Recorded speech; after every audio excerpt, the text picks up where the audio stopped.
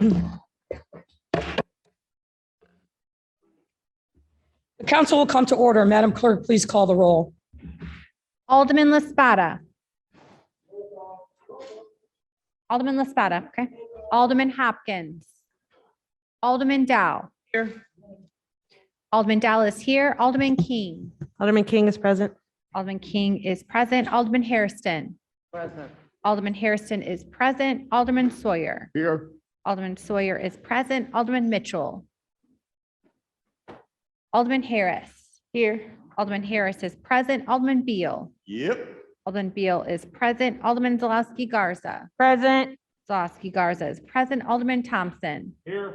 Alderman Thompson is present. Alderman Cardenas. Alderman Quinn. Here. Alderman Quinn is present. Alderman Burke. Alderman Lopez. Present. Alderman Lopez is present. Alderman Coleman. Alderman Moore. Alderman David Moore is present. Alderman Moore is present. Alderman Curtis. Aye. Alderman Curtis is present. Alderman O'Shea. Here. Alderman O'Shea is present. Alderman Taylor. Alderman Taylor. Alderman Brookins. Alderman Rodriguez. Here. Alderman Rodriguez is present. Alderman Tabarrus. Alderman Tabarrus is present. Alderman Scott. Present. Alderman Scott is present. Alderman Ticho Lopez. Present.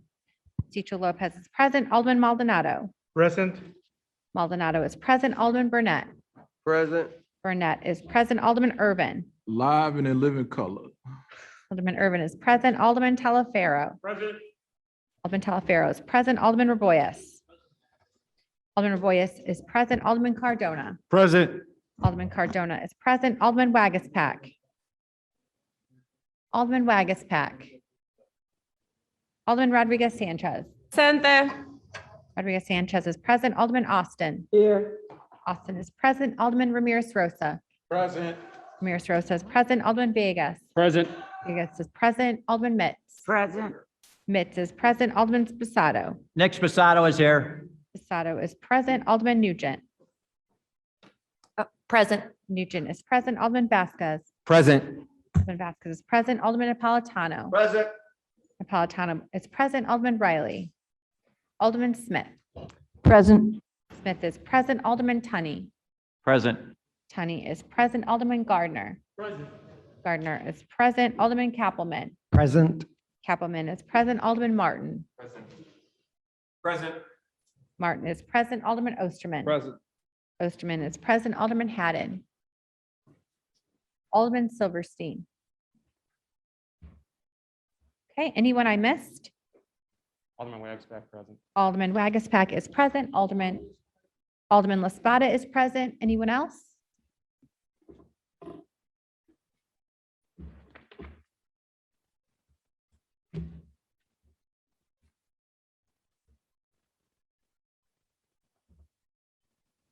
There are 40 members present. We have a quorum. We will now have the Pledge of Allegiance, so please rise.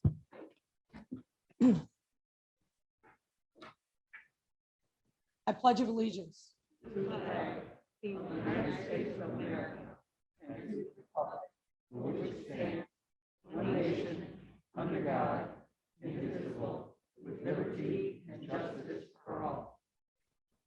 Please remain standing for the invocation, which will be delivered by Pastor Darrow D. Andrews from Harvey Memorial Community Church.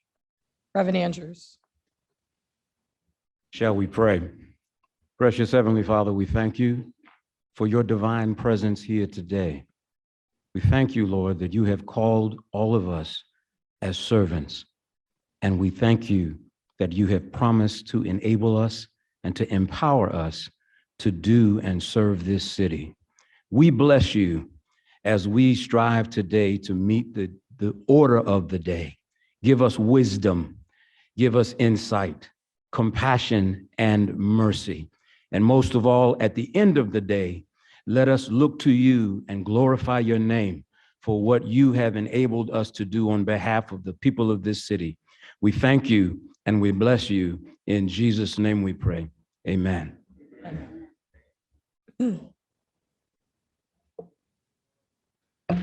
Ladies and gentlemen, please take your seats.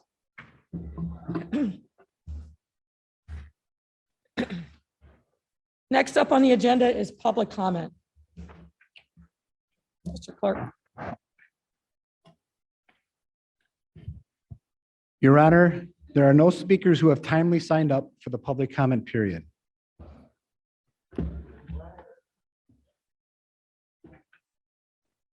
The shortest public comment period in history. There are no resolutions for today. Madam Clerk, communications.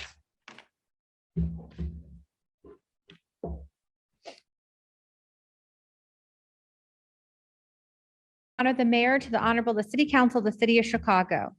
Ladies and gentlemen, I transmit herewith amendments to the fiscal year 2021 annual appropriation ordinance. Your favorable consideration of this ordinance will be appreciated. Very truly yours, Lori Lightfoot, Mayor. Referred to the Committee on Budget and Government Operations. Ladies and gentlemen, I transmit herewith the proposed 2022 budget recommendations. For favorable consideration, this item will be appreciated. Very truly yours, Lori Lightfoot, Mayor. Referred to the Committee on Budget and Government Operations. I, City Clerk Anna Valencia, hereby inform the City Council that the following document was filed in my office. Office of Inspector General's follow-up review of Police Department's management and production records.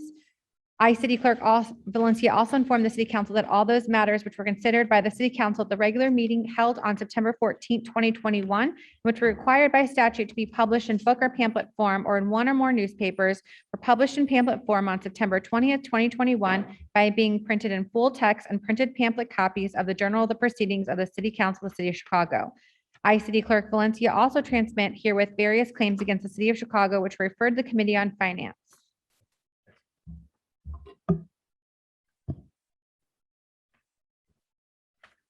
Next up on the agenda, committee reports. The chair recognizes Committee on Ethics and Government Oversight, Chairman Smith. Thank you very much, Madam President.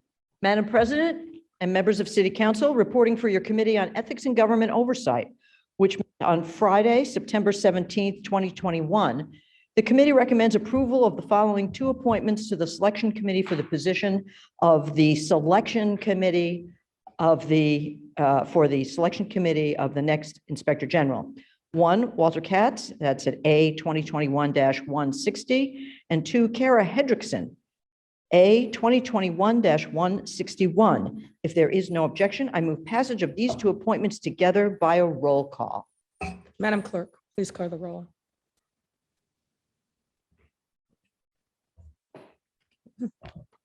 Alderman La Spada. Aye. Alderman La Spada is an aye. Alderman Hopkins. Alderman Dow. Alderman Dow is an aye. Alderman King. Aye. Alderman King is an aye. Alderman Hairston. Alderman Hairston is an aye. Alderman Sawyer. Aye.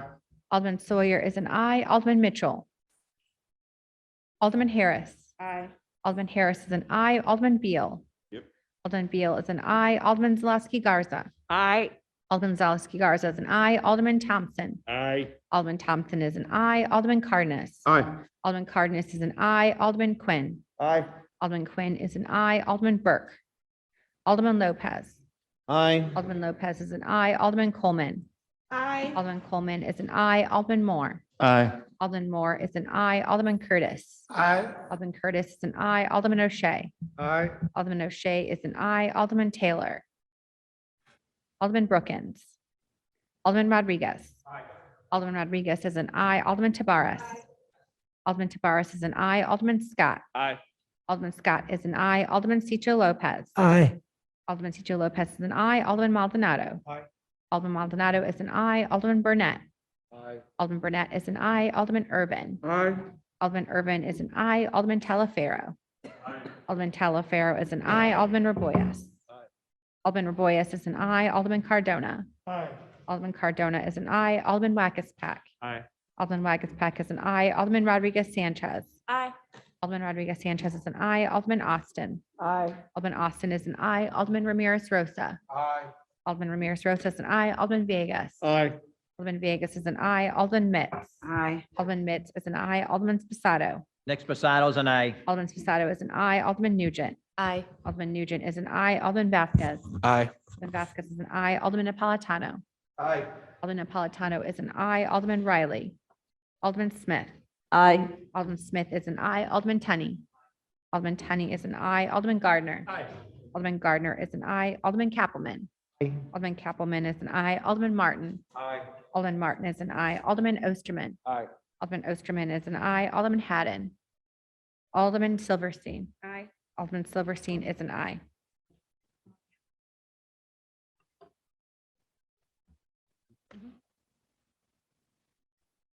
Just came in. I think there was somebody else. that just came in. Oh, Alderman Mitchell, would you like to be an aye? 44?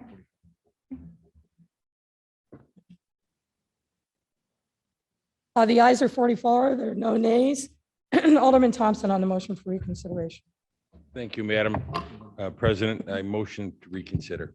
All those in favor of the motion for reconsideration signify by saying aye. All those opposed say nay. No. The nays have it. The motion for reconsideration fails. All right.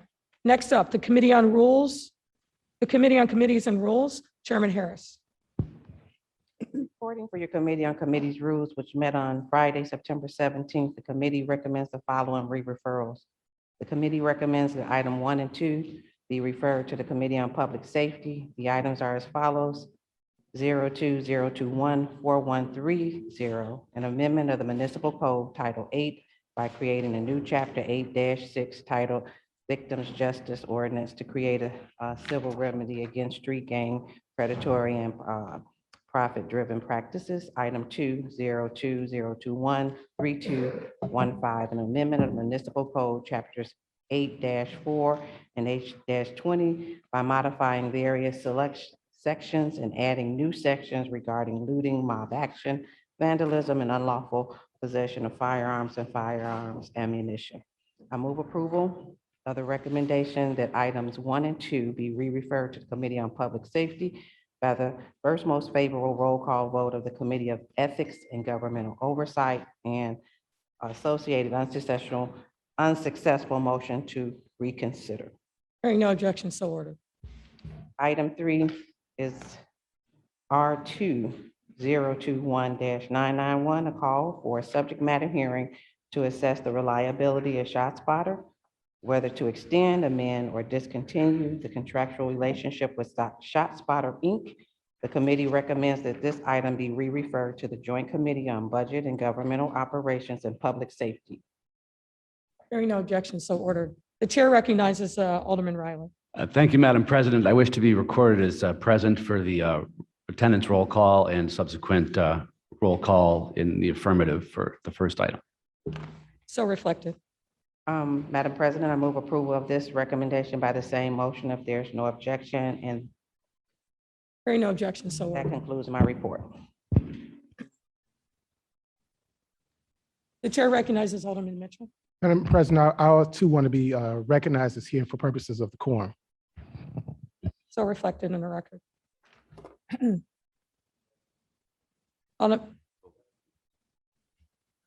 Chair recognizes Alderman Silverstein. Thank you, Madam President. I too would like to be recognized as present for attendance and part of the quorum. So reflected. The chair recognizes Alderman Coleman. Recognized as president. Present. So reflected. Any others who joined us in process that would like to be recognized? Okay. Next up on the agenda, the agreed calendar. Chairman Harris. I received from the clerk, Andrea and Valencia, a total of 69 items proposed for the agreed calendar consisting of congratulatory, commemorative, and tributary resolutions from the following aldermen: Alderman Harris, Alderman Lopez, Alderman Raboris, Alderman Villegas. I recommend that these items pass the items of the agreed calendar and the omnibus. Hearing no objection, so ordered. Next up, new business, Madam Clerk.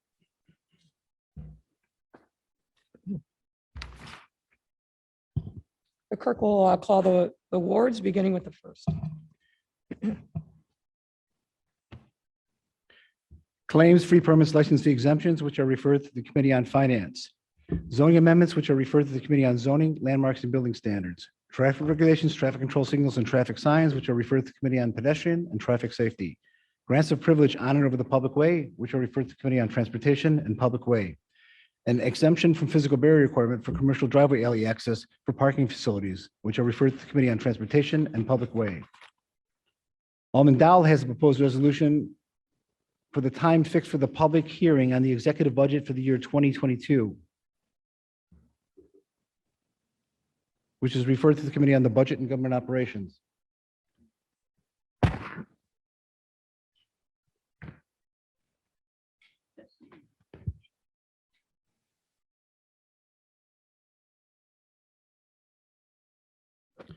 Correction, that matter is not being reported for committee.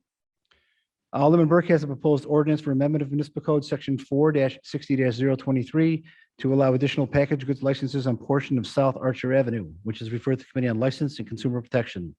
Alderman Spizzato has a proposed resolution to call for Polish government to reject proposed legislation threatening free and independent media and democracy in Poland, which is referred to the Committee on Health and Human Relations.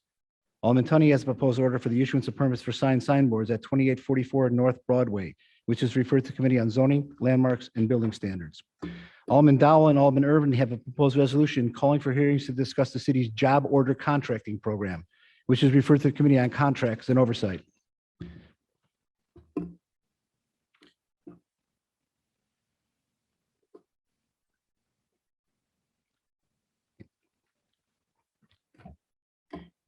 And Alderman Sawyer has a proposed ordinance for amendment of municipal code section 4-6-230 concerning booting of motor vehicles. Alderman, which committee would you like this matter referred to? This matter is referred to the Committee on Transportation and Public Way. Your Honor, that concludes the aldermanic introductions. Thank you, sir. Alderman Mitchell, for the approval of the journal. Madam President, I'm not aware of any corrections to the journal and move that it be approved. All those in favor of approving the journal signify by saying aye. Any opposed, say nay. The journal will be approved. Next up, unfinished business. Alderman Mitchell. Madam President, I'm aware of one item of unfinished business that was noticed pursuant to Rule 41. It was a substitute ordinance regarding cannabis-related establishments, and I defer to Chairman Tunney. The chair recognizes Chairman Tunney. Thank you, Madam Mayor. I have one item that I noticed up pursuant to Rule 41, a substitute ordinance amending municipal code chapters 17-3, 17-7, 17-9, and 17-14 regarding cannabis-related establishments, which was deferred and published and appears in the Journal of Proceedings of September 14, 2021 as SO 2021-3249. If anyone wishes to speak on the audience, we did give you a hard copy in the desk. Anyone wants to speak on the item? Otherwise, I'll move past this by a roll call vote.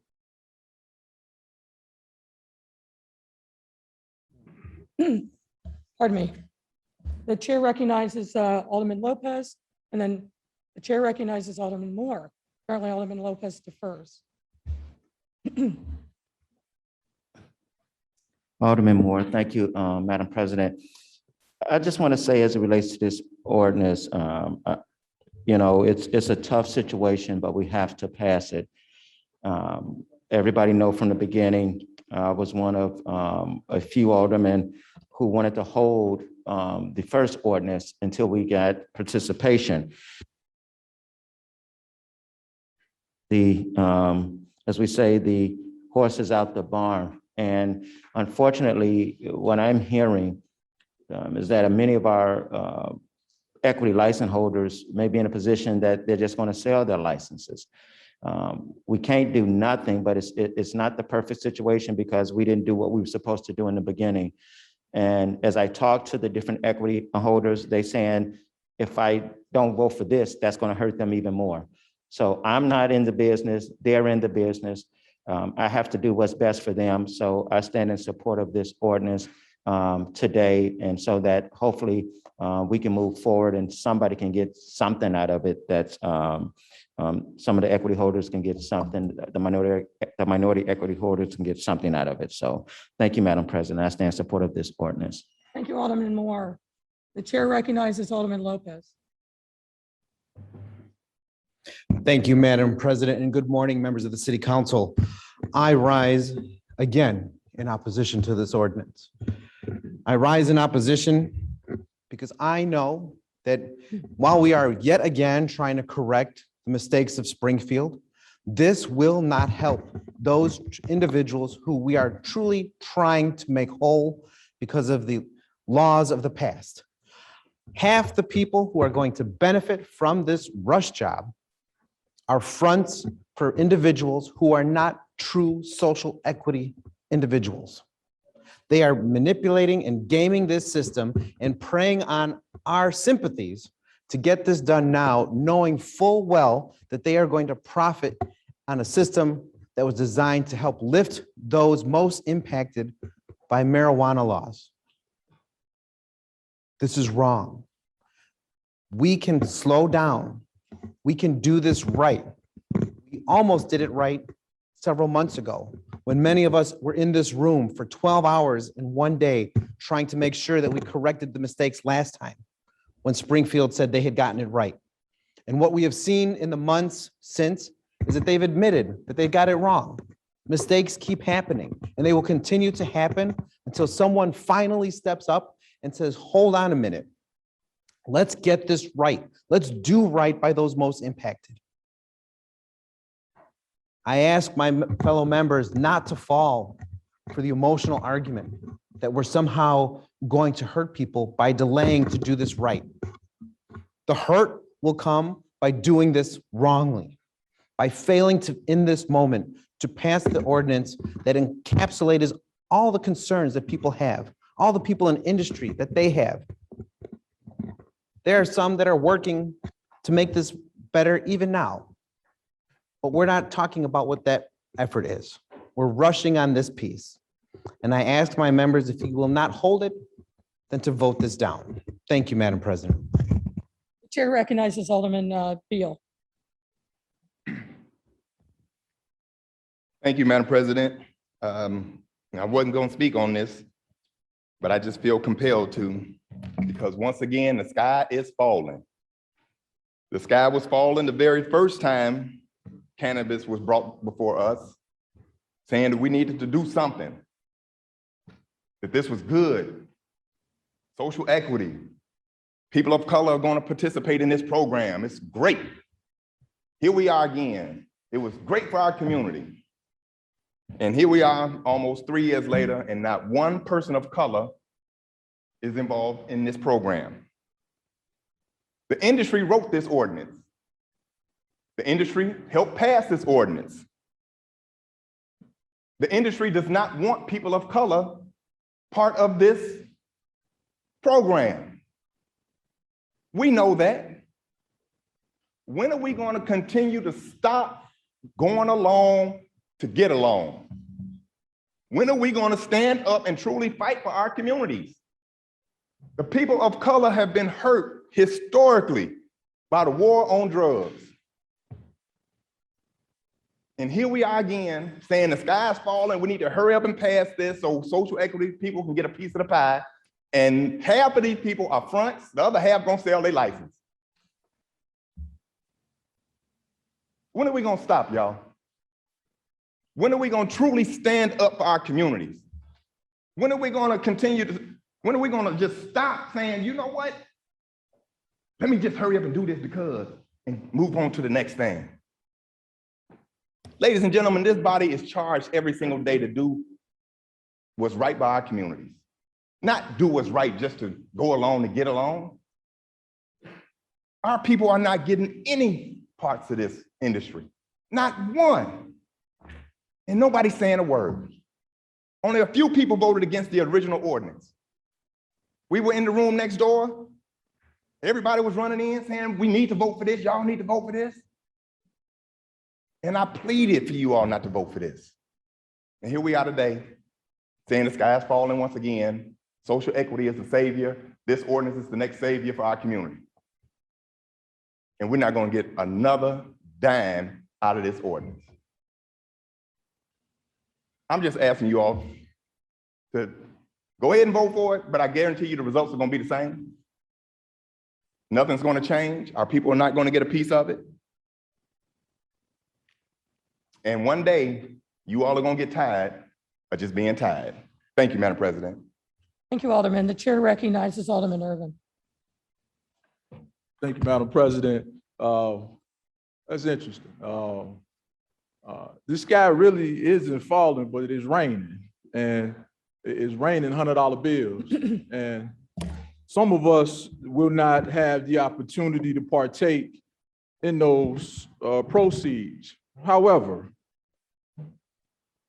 when I was in appraisal school, the instructor said something. They said, it is what it is. And what it is that we had an opportunity, yes, to deal with this 2.5 years ago. We as a body decided not to do that way at that time. The state has enabled legislation. It is what it is. The changes that have been made to the ordinance at the request of many of the social equity applicants themselves. Again, it is what it is. And the interesting part, we say that half are fronts. That means that half are not. And I don't think it's incumbent upon us to hold up those that are legitimate. And if they are fronts, that process will be taken care of through another body. But for us, as far as the city is concerned, opening up the downtown area to social equity applicants, I believe is something that is important. Giving those individuals that are legitimate concerns to do business as relates to cannabis that are social equity applicants is what we need to do to move forward. Again, the sky is not falling, it's raining, $100 bills. And our folks still have not had an opportunity to participate in the largesse of that particular economy. So again, I would think it would be important upon us, as far as the social equity applicants are concerned, to allow them the opportunity to operate in the areas where we know are the most lucrative. I want to thank Alderman Riley for his work in the working group on this, as we talked about the exclusion zone, as we broke it down a little more so that it does create the opportunity for businesses to come down, these new licensees to come down, get involved and participate. And so hopefully that they can catch some of those $100 bills. Thank you. Thank you, Alderman. The chair recognizes Alderman Secretary Lopez.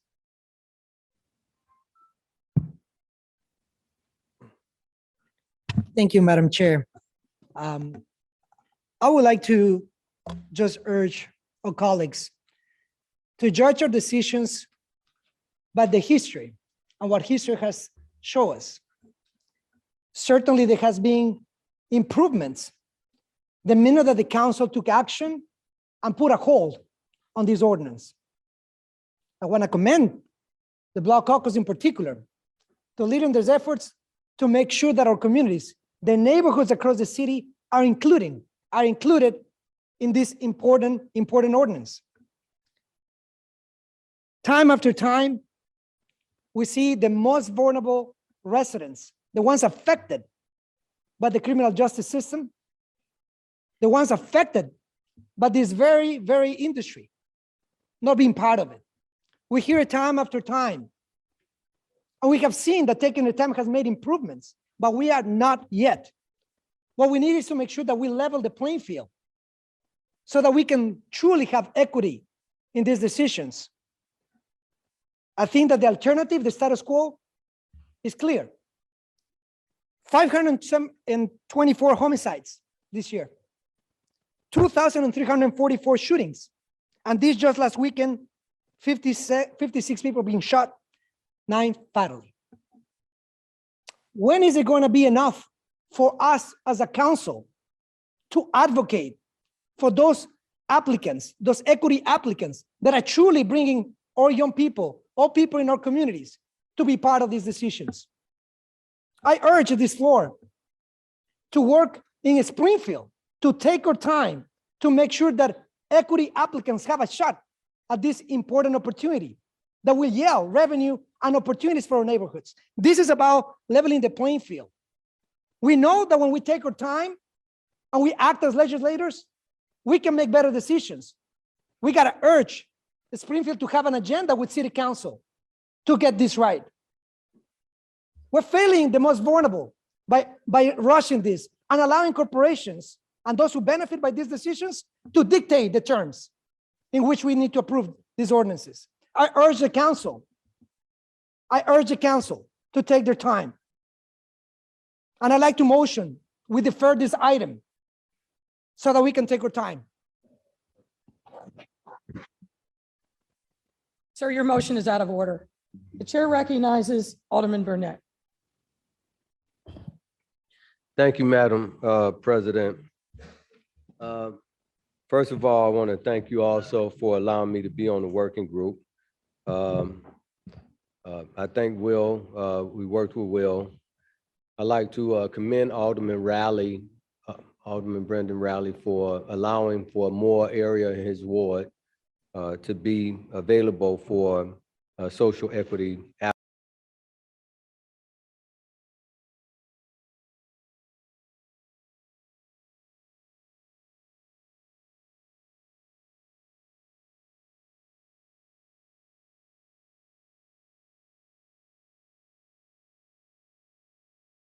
Fields, laws, and things that happen in Springfield in regards to this legislation.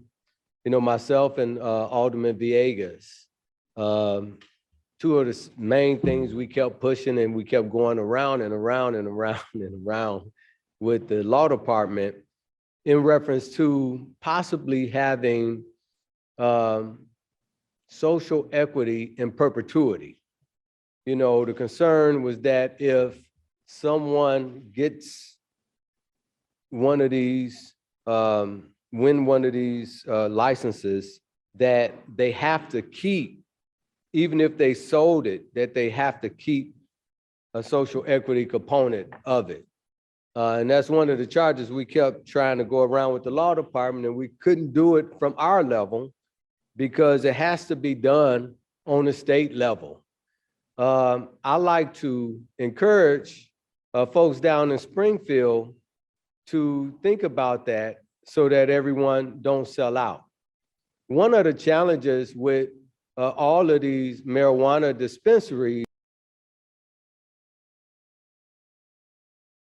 to open up a facility because the federal government, banks won't loan you money because the federal even put their money in the bank. So they have to try to get folks with money. I mean, to help them out in order to deal with these facilities. And also the other challenge for them is that they have to, before they can even open up, similar to our liquor establishments, before they can even open up, they have to spend money and build a place out and do all of these things before they can even get the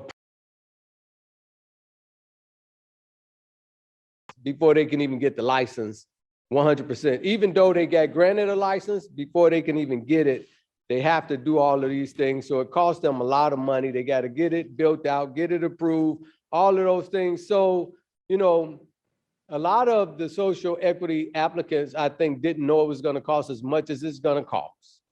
Definitely, they are looking for partners and they're trying to get partners and they're trying to do what they can to keep a piece of it.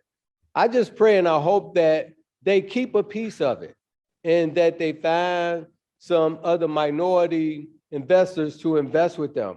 But it's not as easy as folks think it is. You know, after we vote on this tomorrow, it's not going to happen right away.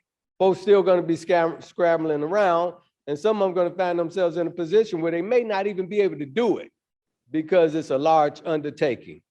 So I just hope that, you know, those of us who know people with money, in particular minority folks with money, if we can encourage them to invest in some of these things and partner. I met a guy, I saw a guy Friday, and he was telling me he got a couple of licenses and he's trying to build a group together. So I connected him with a couple of people, African-Americans that I knew that had some money to try to invest with him because it's not an easy undertaking. and we got to recognize this, but at the same time, it's going to take them a lot of time to be able to do this thing. And we need to allow them the time to start getting it together. They have to take that first step. And if we hold this up, we may not even get them an opportunity to recognize what they can and they can't do. I hope that they all don't sell out. I hope that they will keep a piece of these establishments so that there can be some wealth building in our community and some continuous wealth building. We're handcuffed at our level of what we can do because everything really happens from the state level. I commend them in Springfield. In there that says it has to be social equity in perpetuity. As I said on one of the hearings, some of the marijuana dispensaries that open up in my ward, I encourage them to do some creative things to get some minority partners, right? Whether they let the guy, they lease from a black guy and he gets a percentage of the profits from the lease or whatever the case may be. And then guess what happened? Even the white guys are selling their places. Even the white dispensaries have sold their places, then all bets are off. So we really need to see something else, but I think that we don't need, I know that we don't need to stop at this point. We need to continue, and we need to continue to try to figure out other ways of helping these folks to be able to sustain themselves in this business. And we need to call on those folks in our society that do have money to invest in these things. And granted, a lot of these folks are looking for investments. And hopefully if they do sell or they do get investors, that they get some minority investors so it can be a true social equity endeavor continuously. So I want to thank you, Mayor, and I want to thank Will and all of the people in that section of your office who have been diligently working on this thing and trying to figure out all of the things that we ask in order to make this thing fair, but we cannot not do anything. We need to do something to give these guys an opportunity to be able to position themselves in order to open up these dispensaries across the city. And hopefully we pray that they have continuous social equity from here on out. Thank you very much. Thank you, Alderman Burnett. The chair recognizes Alderwoman King.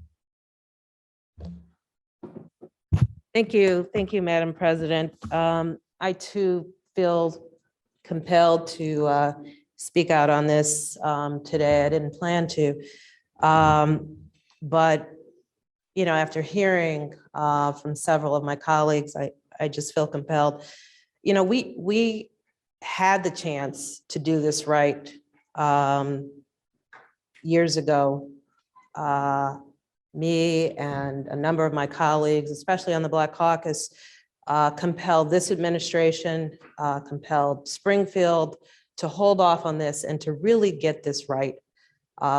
We didn't heed that message, and that's why we're here today talking about it again with the same type of rhetoric, you know, that if we don't do this now, you know, our communities aren't going to be able to see the benefits from this, even though they basically were the ones that, you know, during the war on drugs,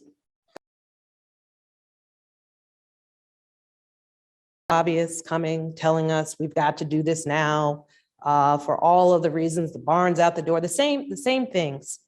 And in Springfield, I will say that the bill somewhat addressed social equity, but still didn't address economic equity.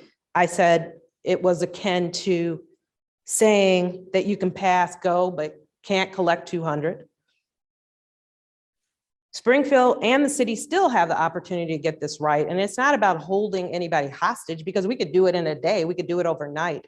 It's really just about changing a few things. In the city, we can change what it means to be a social equity applicant so that there aren't these, you know, fronts and people flipping right away.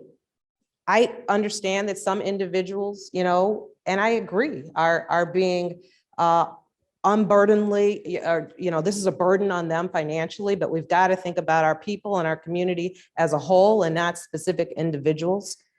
This is bigger than that. This is billions and billions of dollars of an industry. We don't have to hold this up for years. So that's a false narrative. Like I said, we can do it in weeks. There are certain things we can put in the zoning codes to make sure that what we see in the city of Chicago as social equity is really social equity. So I truly urge my colleagues to reconsider this today and don't fall for the false narrative that we've got to wait and we're going to hold people up for years and days and weeks and what have you. We could do this overnight, literally. So please reconsider this. Let's go back to the drawing board. Let's get this right, because this is a consideration today that will affect us for years and years to come and our communities for years to come in the dollars that amount to billions. So please reconsider. Thank you. Thank you, Alderman King. The chair recognizes Alderman Vasquez. Thank you, Madam President. I also didn't plan on speaking on this one, but I think I wanted to provide a little context. We definitely could have been better served by Springfield as far as it came to cannabis. We could have decriminalized and made it to the point where anyone who was selling cannabis would not be held and could actually start their own businesses. But that is not the route Springfield chose to take. They chose to go for legalization, which by nature limits the ability of people who are able to sell cannabis. That does ultimately leave it to only folks who have enough capital to actually start a business would be able to move. So when it comes to people applying for the licenses, when it comes to those, whether they be social equity or not, they do have to have the amount of capital to provide for product, to provide for security, to be able to find a place to move forward on. And that restricts the amount of people that we're talking about who have been impacted by the war on drugs. It leaves it to only people who can afford to actually set up businesses. And that became a problem. When we talked about legalization on January 1st, there was to be a disparity study to show the disparity amongst those who said they were social equity and those that weren't, and those who didn't even apply for social equity, to show where we would be at. Regretfully, that did not occur. So yeah, Springfield could definitely do a lot to address this. I think some of the problem we see now is those who are social equity applicants, who are clearly speaking to people, want to be able to start their businesses.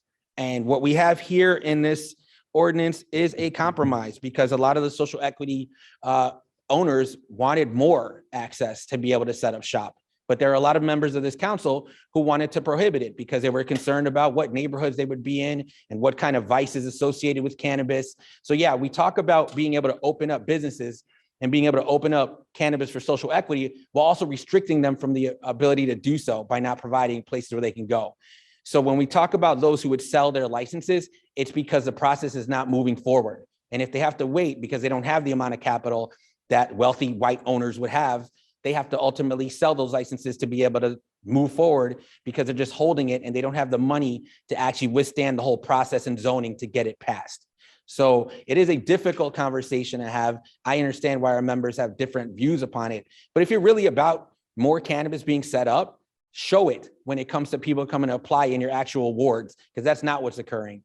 So I would ask for our members to think about that and to really move us forward. I would ask Springfield to move potentially towards decriminalization, but definitely to open it up so more people who don't have the capital up front, who aren't wealthy to start off with, can actually move forward and start the kind of wealth we want for our Black and brown communities. Because doing this just with social equity applicants who can afford to apply and move in the process doesn't cut it. Thank you so much. Vasquez, the chair recognizes Alderman Riley. Thank you, Madam President. I wasn't planning on speaking today either, but after the comments made by Alderman Urban and Alderman Burnett, I wanted to first compliment them for, I think, accurately framing what we're dealing with here today. I think everyone agrees that there are inherent flaws in the state law when it comes to social equity. As we debated this issue in committee and in work groups, no one disputed that fact. But unfortunately, the remedy is not here. The remedy is in Springfield. And this issue that's been brought up during debate today about the sky is falling, no member of the city council is pushing that narrative. And last I checked, neither is the administration, neither is the mayor. I'm hearing that narrative from, ironically, the social equity applicants that I've been starting to meet with who are eager to open up stores in and around downtown Chicago. They have been waiting and waiting and waiting. And as Alderman Burnett mentioned, these licenses are very, very expensive. And every month that goes by costs these folks lots of money. And so is this a perfect ordinance? No. Are we in the process of drafting the 10 commandments and chiseling this into stone? No. We can always come back and revisit this ordinance and make tweaks as necessary. But there is a group of people out there who cannot wait any longer. I've heard from them myself. I think many of you have too. Ironically, it's the social equity applicants. And so I would say, if we want to really remedy the concern that I think we all agree exists about minority applicants winning these licenses and then quickly flipping them for a profit, and then you lose the equity in that license, well, that's a Springfield solution that we should seek. And yes, we don't have our own direct vote in the state legislature, but each of us have multiple state representatives and state senators who represent our respective wards. And this would be the time to leverage those relationships, especially as they're heading into the fall veto session. There is a way to fix this, but the way you fix it is not by further holding up social equity applicants who have been patiently waiting to try and get into this market. And ironically, by casting a symbolic vote against this ordinance because you don't like what happened in Springfield, a few folks benefit from that. The incumbent cannabis companies that are currently open today, they benefit from that delay. Every month that goes by, there's more money in their pocket and one less dollar in the pocket of a social equity applicant. Another group benefits, the suburbs. If these folks have to wait too long on Chicago, they'll have no choice but to go and locate in the suburbs. And what happens to all that lucrative revenue that we're seeing? Unprecedented, record-setting amounts of revenue month over month over month. We want to send that across the border. We've got major fiscal issues in this city. We're going to hear a little bit about that later from our mayor. Just remember, every dollar we find in revenue from cannabis is one less dollar we have to go and ask people to pay on their property taxes. So we have a real interest as a city in this industry doing well. And thank God this next draft of folks coming into the industry are social equity applicants. I want them to have the same prime locations the incumbents have today. And I'd like them to be all over downtown. I want them all to do really, really well and pay their taxes. And so I think this is a responsible compromise. The mayor and I have had differing opinions on what the exclusion zone should look like. I think this is a fair, good faith compromise.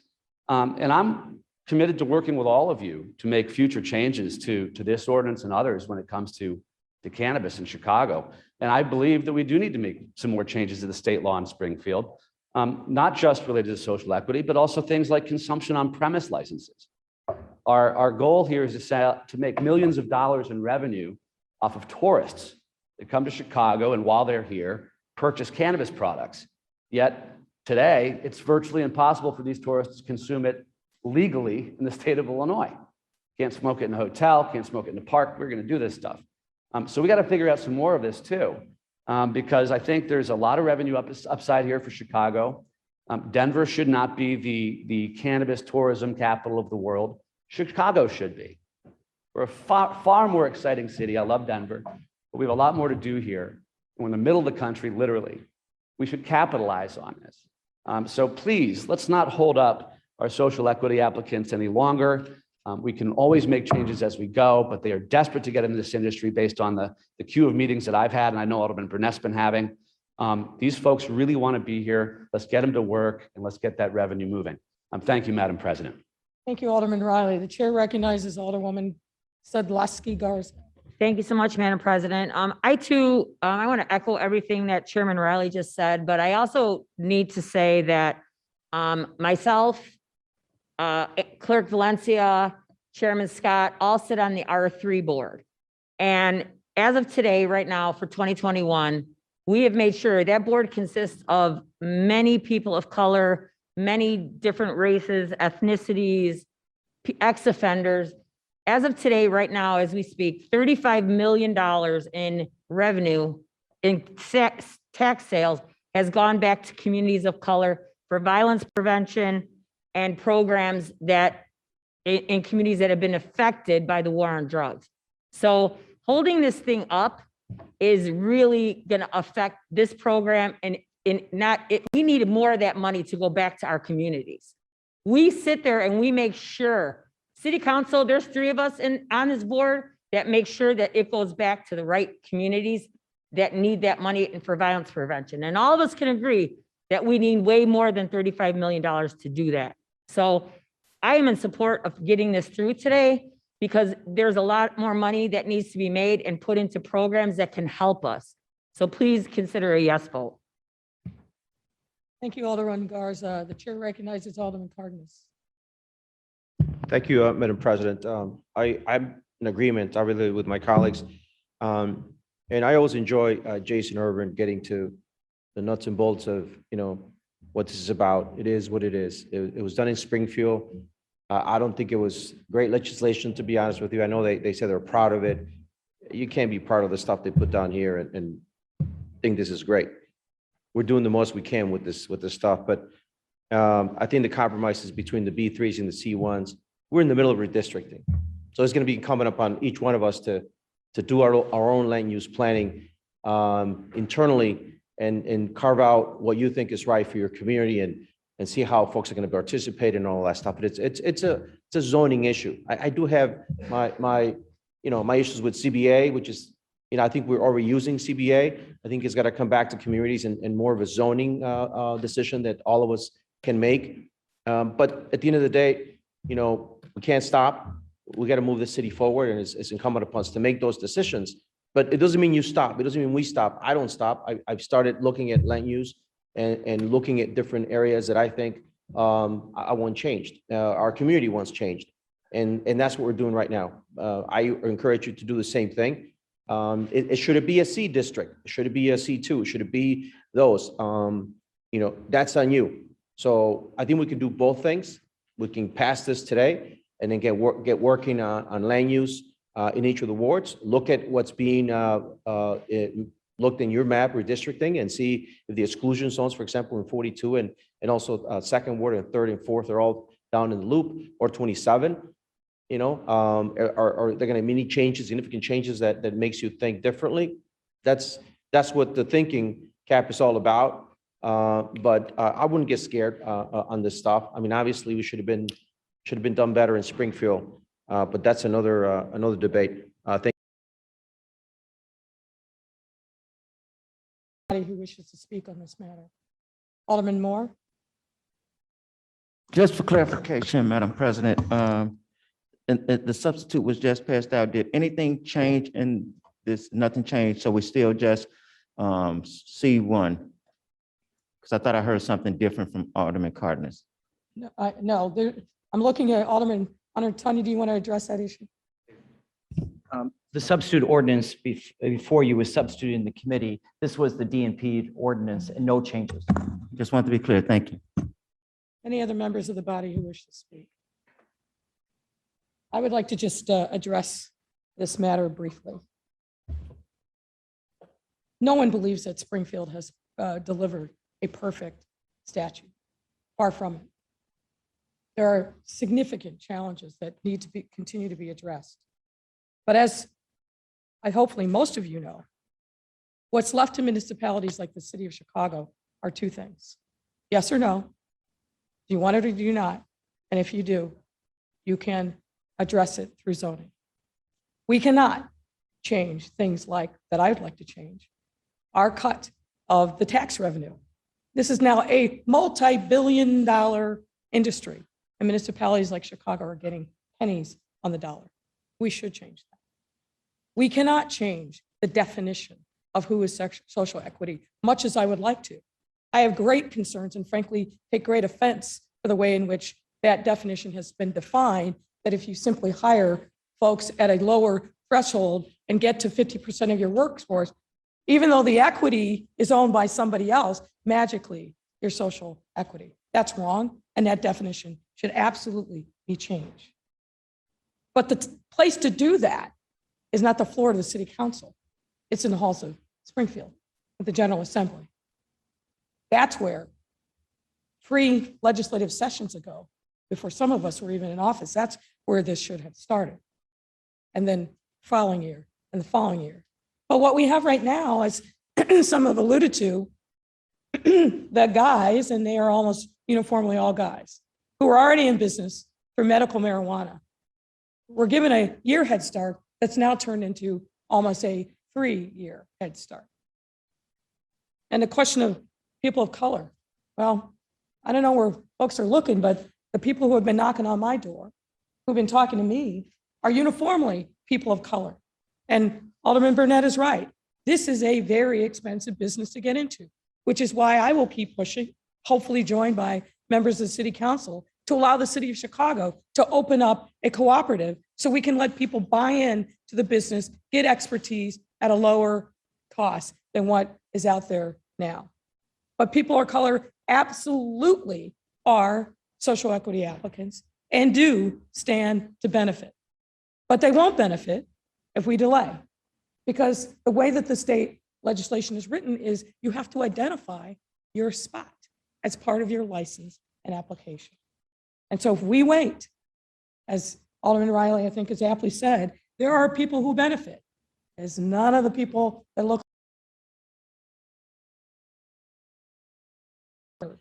because people will go to a place where they can actually do business. And this is a larger issue for this body that I know we have to continually wrestle with.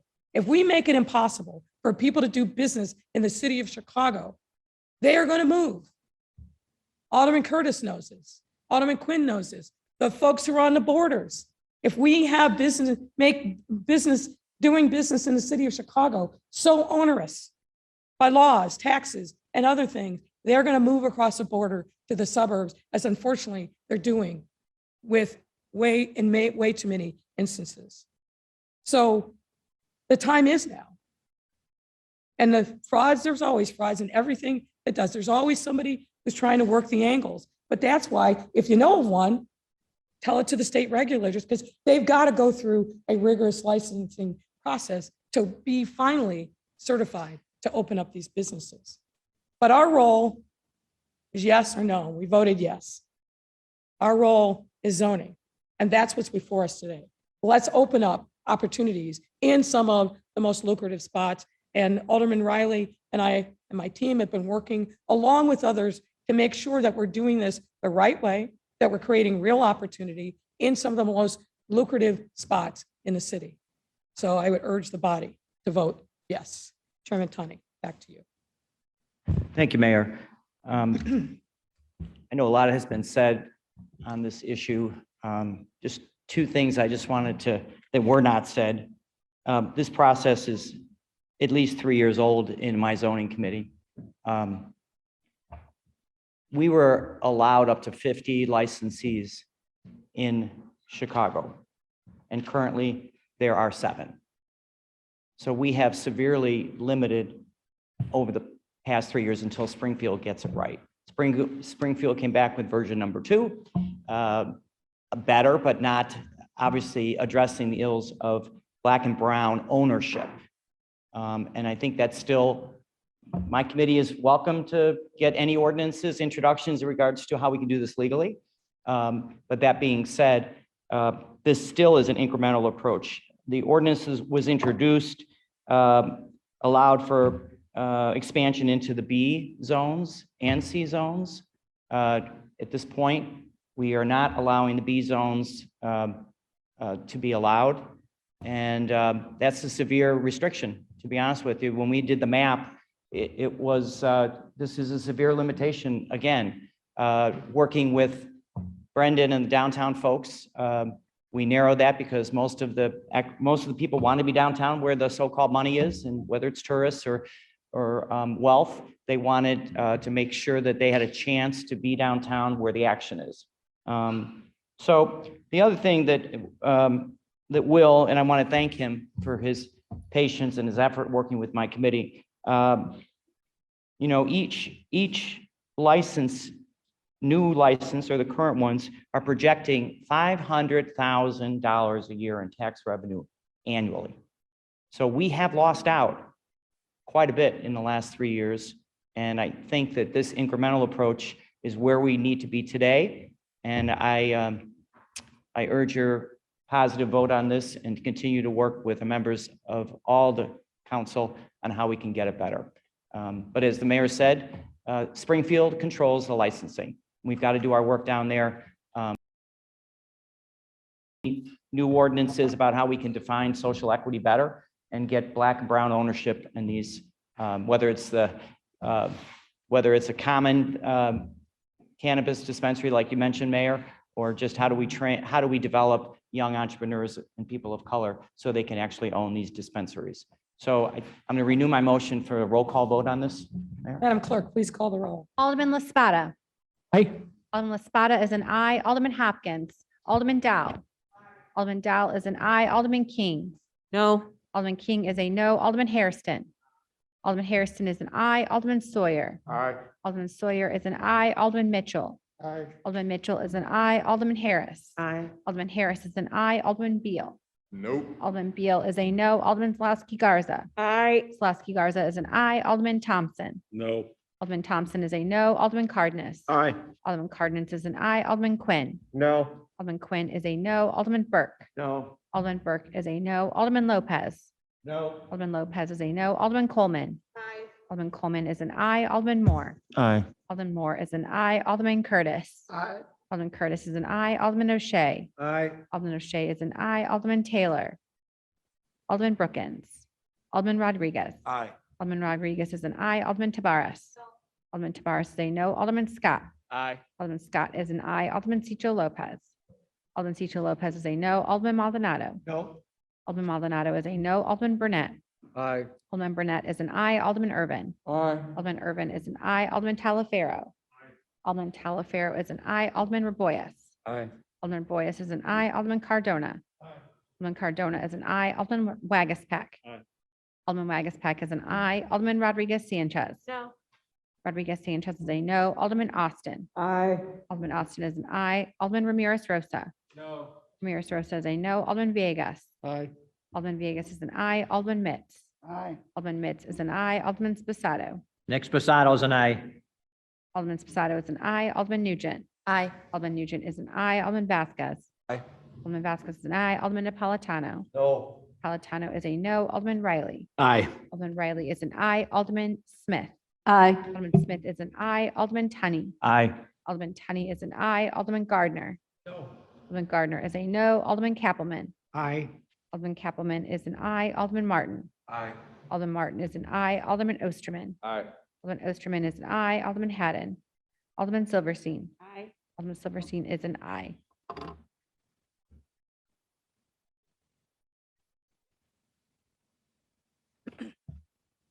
The ayes are 33, the nays are 13. The matter passes. Alderman Mitchell on the motion for reconsideration. Madam President, motion to reconsider the vote. All those in favor of the motion for reconsideration signify by saying aye. All those opposed say nay. No. The motion for reconsideration fails. Chairman Tunney, back to you. Madam Mayor, that concludes my report. Alderman Mitchell, is there any other unfinished business? Madam President, I'm not aware of any other unfinished business. Next up, miscellaneous business. Alderman Mitchell. Madam President, I'm not aware of any miscellaneous business. The date and time of the next meeting? I've handed up an ordinance to the clerk setting the date and time of the next meeting. Madam Clerk, please read the ordinance. Be it ordained by the City Council of the City of Chicago, Section 1, that the next regular meeting of the City Council of the City of Chicago shall be held on Thursday, October 14, 2021, beginning at 10 a.m. in the City Council Chamber on the second floor in City Hall, 121 North LaSalle Street, Chicago, Illinois. If prior to then there is a determination that an in-person meeting is not practical or prudent due to COVID-19 in accordance with Section 7E of the Open Meetings Act, the next regular meeting of the City Council may be conducted by a video conference in accordance with applicable law. Any such determination will be posted on the City Clerk's website along with amended meeting agenda indicating the meeting will be conducted by video conference by 10 a.m. on Tuesday, October 12, 2021. This ordinance shall be in effect and be enforced from here and after its passage. There are no objections, so ordered. The chair recognizes Alderman Burke. Madam President, I ask the clerk reflect me as being present for the meeting. I came in late. So reflected, sir. Alderman Mitchell, the omnibus. Madam President, I move that the matters in the omnibus be passed by the affirmative vote of the members present for the roll call to determine quorum. Hearing no objections, so ordered. Alderman Thompson on the motion for reconsideration. Thank you, Madam. I move that we reconsider the last vote. All those in favor of the motion for reconsideration signify by saying aye. All those opposed say nay. The nays have it. The motion for reconsideration fails. The chair recognizes Alderman Dow. Thank you, Madam President. I move to suspend the rules for the delivery of the mayor's budget address and consideration of an associated resolution following the budget address. I see that the copies of your remarks, Madam Chair, are being handed out to the council. Hearing no Madam objection. Treasurer. Want to welcome the First Lady.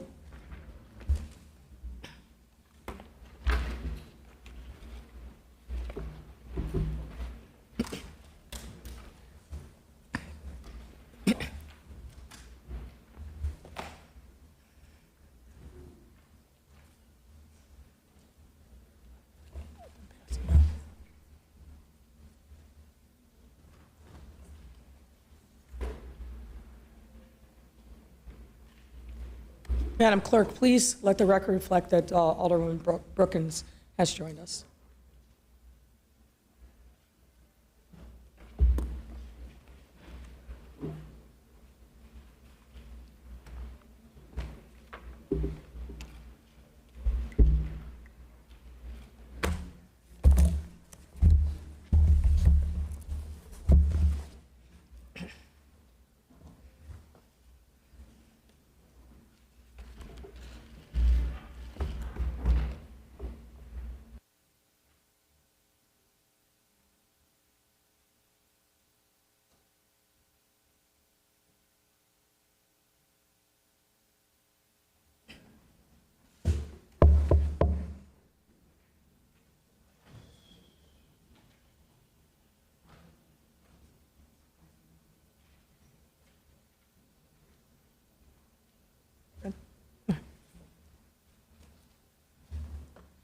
There are many truths about the city that I know.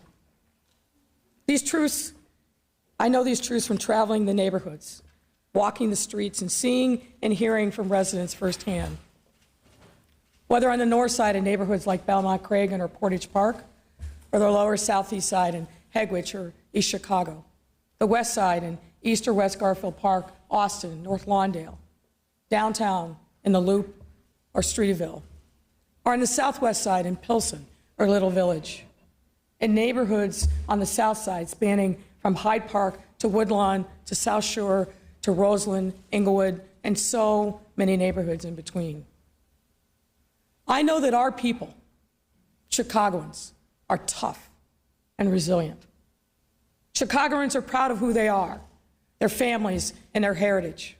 Whether that history began here in this city or our country or some distant land. And no one should ever doubt our grit and determination. I also know that in this particular time, there are also other inescapable truths. Our people are hurting and in need of continued support and healing. A recent survey found 27% of Chicago adults lost health care during the pandemic.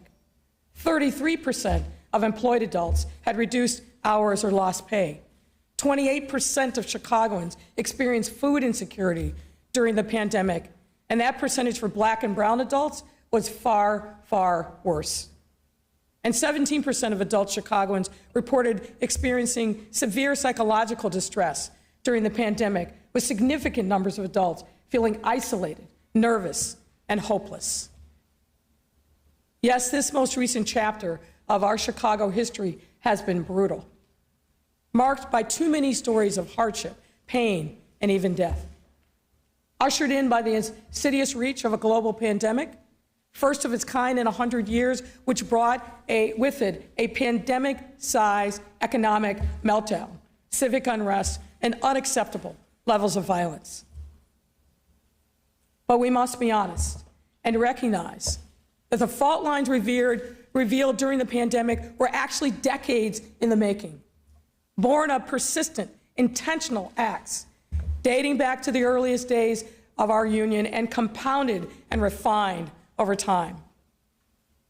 Life expectancy gaps of 15 years or more between Black and white people in this city did not happen by chance. Lack of access to high-quality, affordable health care, which spawned the underlying medical vulnerabilities exposed and exploited during the pandemic, was not an accident of history. Lack of opportunity in jobs and education is not the fault of those victimized, and certainly not the natural order of things. Similarly, gender-based violence that has escalated to epidemic proportions in these last few years are the result of us turning away from that cold reality that violence at home spills into the streets as traumatized and victimized children of today can be tomorrow's violent adults. Rampant, unchecked opioid and heroin use that leaves some area of our city looking like a scene from The Walking Dead. Don't tell me that that just rose up organically. There's a long list, which is origins and roots traceable to systemic racism, failure to invest in people and places, and none of this has happened by accident. They are two sides of the same coin and designed and forged to benefit some off the backs of others. This is intentional and must be changed. The costs have been and continue to be unacceptably high. The pre-pandemic murmurs of anger and frustration, of pain and suffering that have trapped too many in despair and denied generations the ability to realize their God-given potential. Those murmurs, my friends, are now a loud chorus, a chorus that demands our attention. Yes, that chorus sometimes sounds discordant notes, but in the yearning for something different, something better, those uplifted voices are also singing a sweet song of hope about the future and what is possible if we listen to the will of the people. A consistent refrain that I have heard is that we must be equally intentional in righting these historic wrongs. First and foremost, we must be intentional on behalf of our children. We must show up for our children from cradle to graduation so that they are set up for success in their lives' journeys, regardless of the circumstances into which they are born. We must be intentional on the side of our vulnerable residents, seniors, the homeless, the addicted, the jobless. As we have enough riches in this city to extend a hand to our brothers and sisters, our neighbors who need us. We must also be intentionally on the side of our working families. The daily struggle of so many need not be a given. It's a trap that saps people of their ability to lift their heads high, to feel like their work has actual value. Saying that we believe in the dignity of work is meaningless if that work cannot sustain a life. And it is in that environment, and a work environment that is patently unfair to the workers. We must do more for our working families, and we must keep working intentionally and persistently to eradicate poverty and create economic opportunities for people to sustain a good life and pass on wealth to the next generation.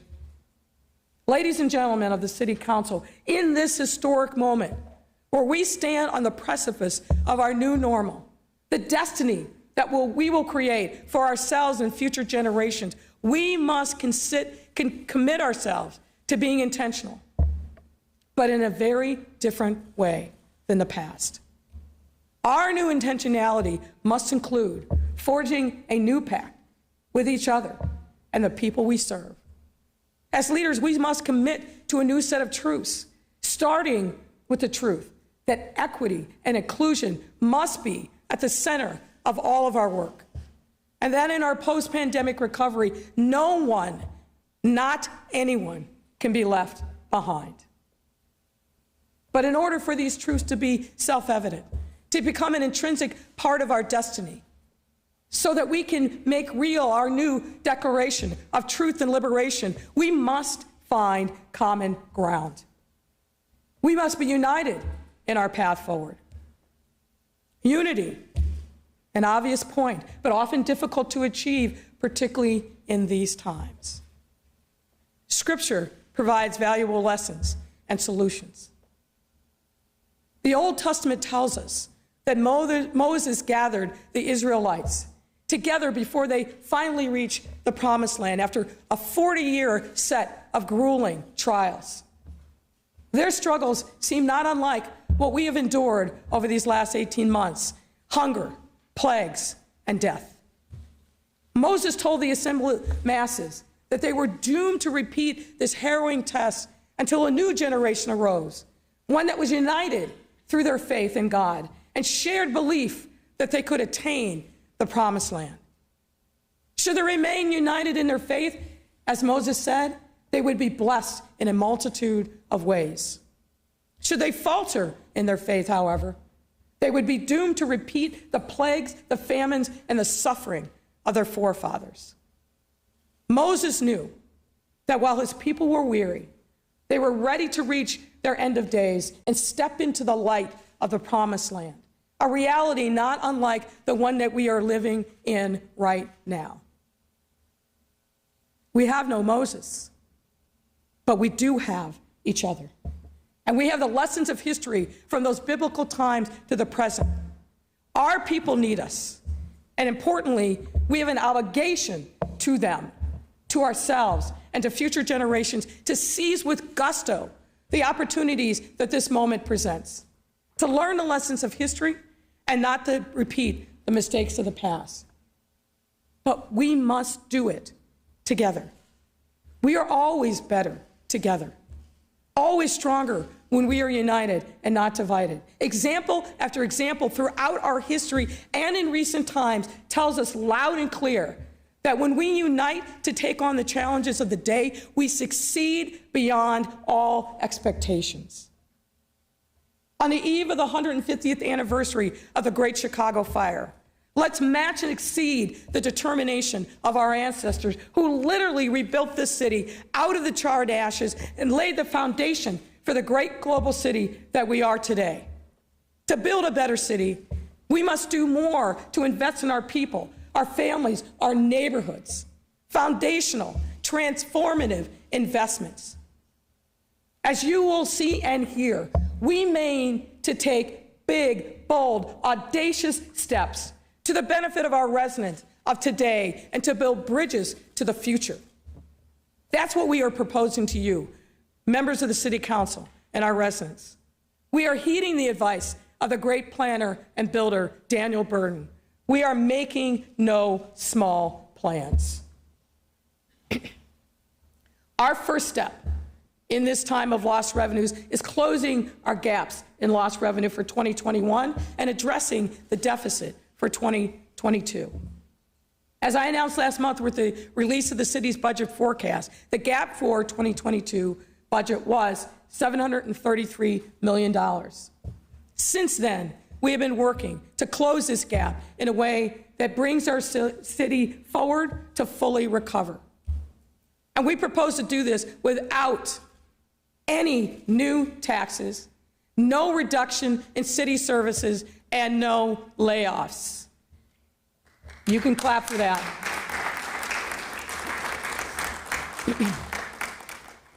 And the foundation for this good news was set with the hard but necessary choices of last year's budget.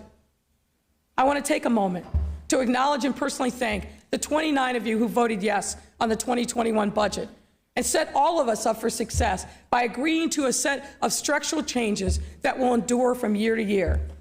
Thanks to your hard work last year, all of us and our residents and our taxpayers in particular have more predictability and stability, and as a result, a better fiscal future.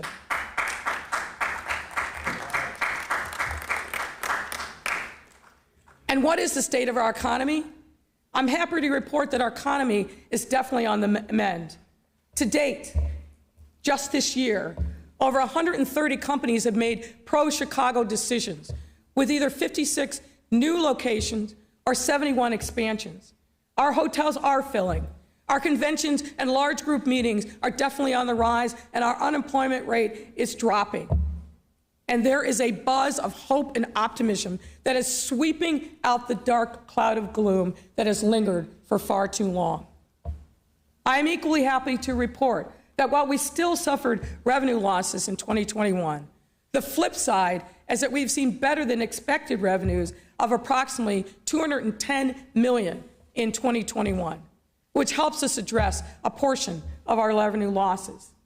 To further close these gaps and craft a balanced budget, we will leverage $298.2 million from savings and efficiencies, which represents $67.8 million from personnel and healthcare savings, $230.4 million in fiscal management recovery initiatives, which includes $20 million of refinancing savings and $25 million in sweeping agent counts, and $491.1 million of increased revenues, which includes $385 million of American Rescue Plan funding, $24.9 million in TIF surplus, and $81.2 million in new property growth and improved revenue projections. This gap closure strategy builds on and is a result of a number of accomplishments we've racked up on our journey towards structural balance. Over the last 3 years, we've identified over $1 billion in structural solutions. And we did not deplete our revenues. We completely avoided massive layoffs. And in 2022, with the budget we are proposing, we will climb our pension ramp, which means that for the first time in city history, all 4 pension funds will be paid on an actuarially determined basis. And Madam Treasurer, you know this is huge.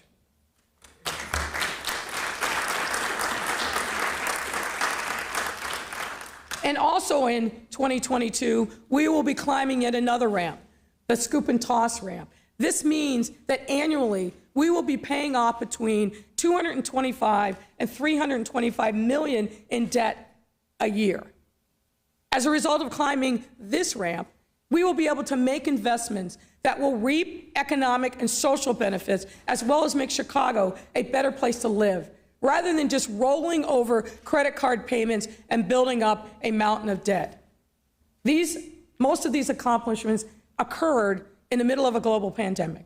Let's not forget that. And as a result of these accomplishments, we expect to reach structural balance by 2023, which bodes especially well for our prosperous post-pandemic recovery. And ladies and gentlemen, I want to thank our budget director, our CFO, and our comptroller. These ladies have worked their tails off for several years, and they deserve our thanks.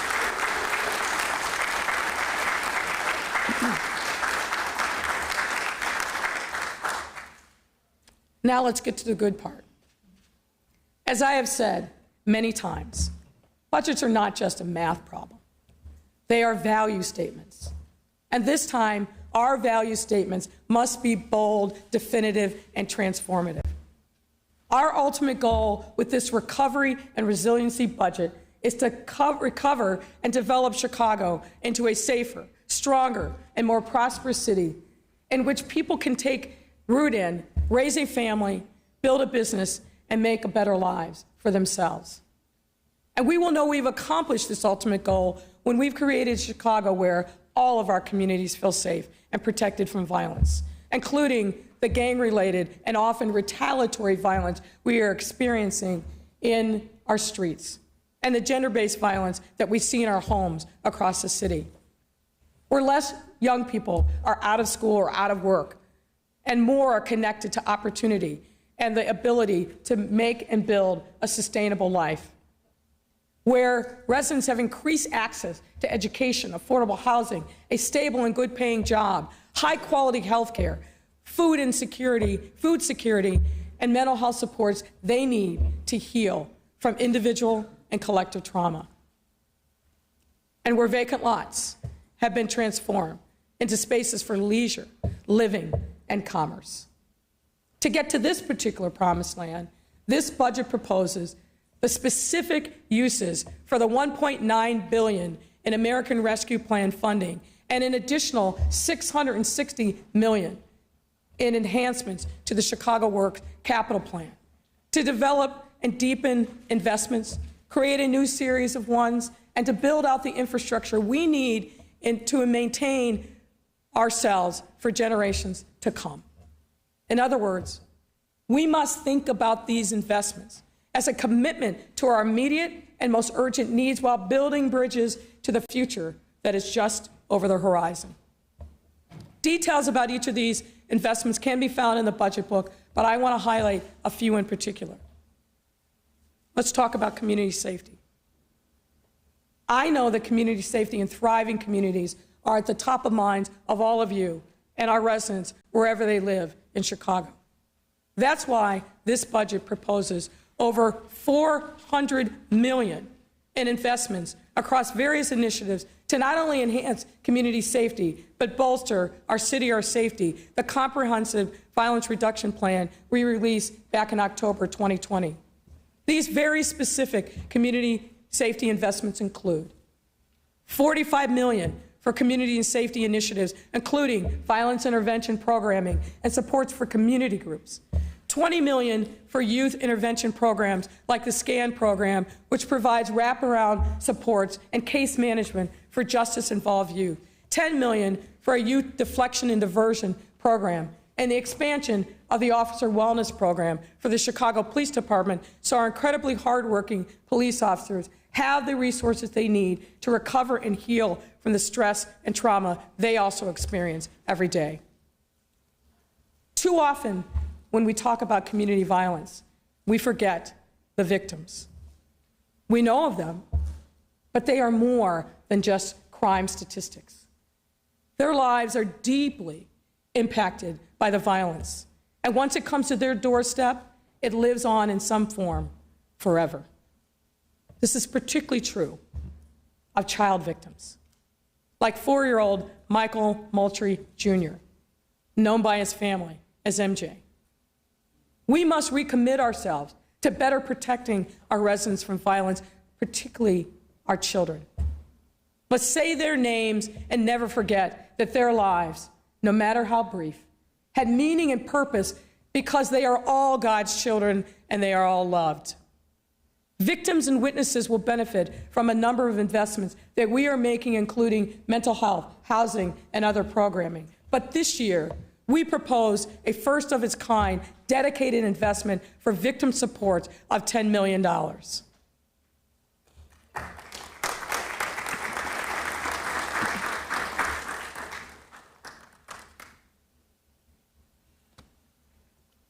Community safety must also encompass giving returning residents a way to a life of stability and safety in the legitimate economy. Every year, thousands of individuals, mostly men from the South and the West Sides, come home from prisons and jails all over Illinois. Having paid their debt, we have a responsibility to support their successful reentry to our neighborhoods. Right now, far too few are able to completely or even partially turn their lives around. That's why, in addition to investing $10 million in a reentry workforce program to expand workforce training opportunities for formerly incarcerated individuals, to retain employment and stabilization services, we also will release a roadmap entitled A Roadmap for a Second Chance City later this month, with key recommendations for actions the city and our partners across sectors must take to reduce barriers to healthcare, housing, and economic mobility of returning residents. And in 2022, with this budget, we also propose to create a director of reentry role within the mayor's office to lead the charge of this work.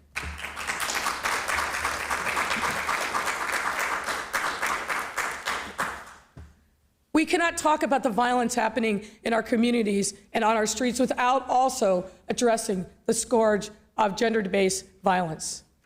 Gender-based violence is a public health crisis, and it is at its core a component to our violence reduction plan and anti-poverty agenda.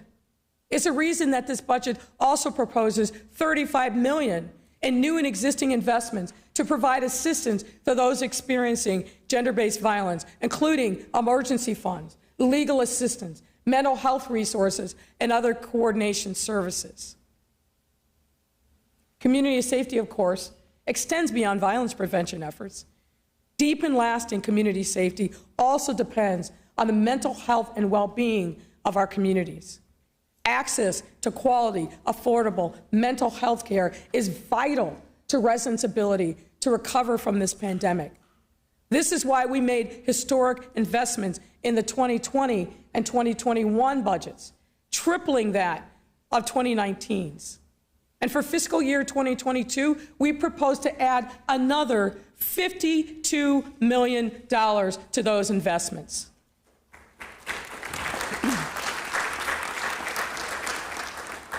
The data speaks for itself. Between January 1st and June 30th of just this year, over 16,000 residents have received mental health services through trauma-informed centers of care, a 300% increase when compared to the total number of persons served by the city in 2019. We are able to serve more people because we have invested in a broader array of community-based care. One resident whose life has changed thanks to the mental health support that they receive is a young woman who we'll call Julia, a former high schooler from a little village. When she had missed multiple classes and her grades dropped dramatically, she was referred to therapy with a therapist from Alternatives, Inc., an organization funded through CDPH as part of the framework for mental health equity. Now, Alternatives has long been a leader in providing mental health services for youth that provide school-based services in high-need communities. In her sessions, Julia revealed that she had been experiencing passive suicidal ideation, self-harm behaviors, disordered eating, and other symptoms of depression that made it difficult for her to manage her daily responsibilities, including finishing her senior year of high school and maintaining her job to support her family. Through therapy, however, Julia learned and practiced coping skills, developed tools for implementing mindfulness, and began managing her intrusive thoughts, ultimately allowing her to develop a more nurturing inner voice. As a result of her hard work and the care that she received from Alternatives, Julia was able to successfully graduate from high school. Upon graduation, she transferred to CDPH's Trauma-Informed Centers of Care project to make more progress on her treatment goals and to keep up with therapy. I'm happy to share that she has since started college and been able to build her confidence in working towards her long-term goal of becoming an early childhood educator, and has not self-harmed or felt unable to get out of bed in the last several months. We have the opportunity to generate more success stories like Julia's, and that's why this budget proposes a total of $52 million in additional investments in mental health. This includes investments in a new health equity initiative, which will strengthen mental health care citywide through things like trauma-informed centers of care, 911 alternative response and crisis assistance response and engagement, mobile team-based care to increase access to care in underserved areas, and supports for a new sobering center to enhance healthcare outcomes by providing an alternative to emergency rooms in jails for publicly intoxicated individuals. Specialized services as early childhood mental health and mental health services for children with developmental disabilities, and residential or intensive outpatient treatment for persons co-occurring mental health, recurring mental health and substance abuse disorders. We can do this and get it done. Now next, in order for our residents to live in safe, healthy, and vibrant communities, affordable, stable housing is key. To further strengthen our social safety net for residents with housing needs, this budget proposes $240 million in additional investments in affordable housing initiatives.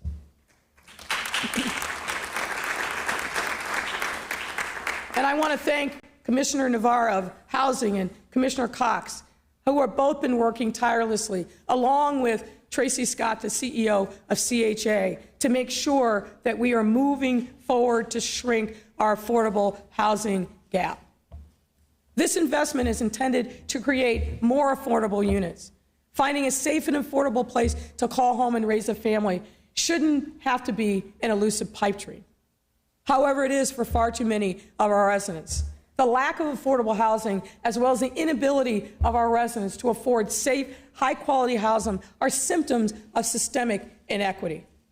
This investment will address this need in a variety of ways, most importantly, by creating and upgrading more than 4,000 affordable housing units for residents to raise their families and build their lives in. An emphasis on families. Anyone who's been along this journey knows there are too few opportunities for family units so that families can stay in their long-term neighborhoods. We have to keep working to reverse that trend and make sure that there's no exodus of families from the city of Chicago, and we mean to do just that.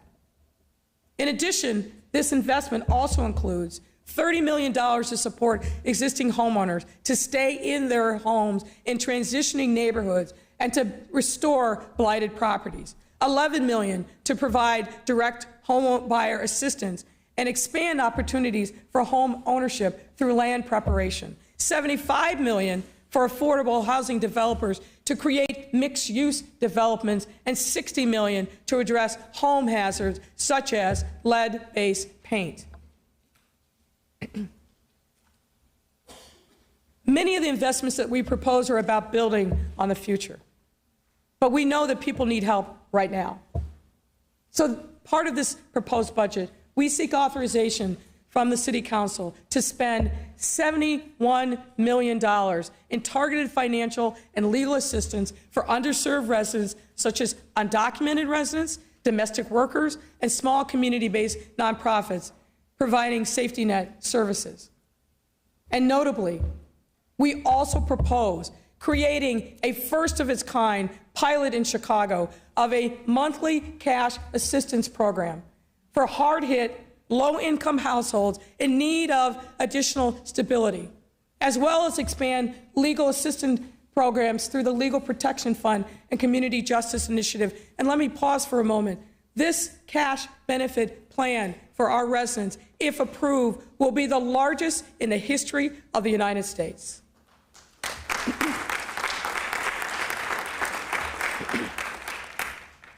To continue supporting our economic recovery, we will continue to invest in funding in Invest Southwest, our signature economic development program, the Neighborhood Opportunity Fund, and other business catalyst programs.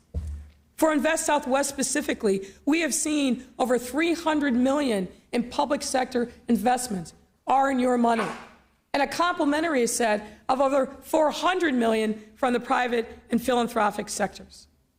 In 2022, we will be entering year 2 of our capital plan, created with the budget for this year. And we've already seen great progress. Recently, CDOT celebrated an important milestone, having repaved 100 miles of roads as part of their work with the capital plan. And as of this summer, this is one of my favorites, 4,563 trees have been planted. And we were able to cut the ribbon to the completed Irving Park Road Bridge and Underbridge project, which completes the 312 River Run and links Clark, California, and Horner Parks. We are also constantly seeking ways to improve the vibrancy of our commercial corridors, to provide jobs and opportunity for growth and entrepreneurship for our residents, and to beautify our neighborhoods. To build on these efforts, we will invest a total of $166 million in new and existing community development efforts. This includes $66 million for acquisition rehab to assist in identifying and restoring troubled or abandoned homes and spur community investments. You can clap for that, Emma.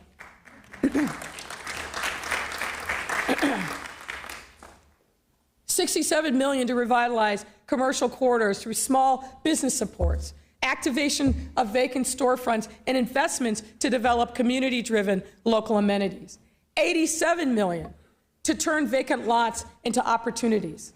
This will also streamline the environmental review of all 10,000 city-owned vacant lots and put 4,000 of them into active use, including cleaning up, transferring ownership of 3,000 lots to local residents, and preparing another 1,000 to be developed as affordable homes.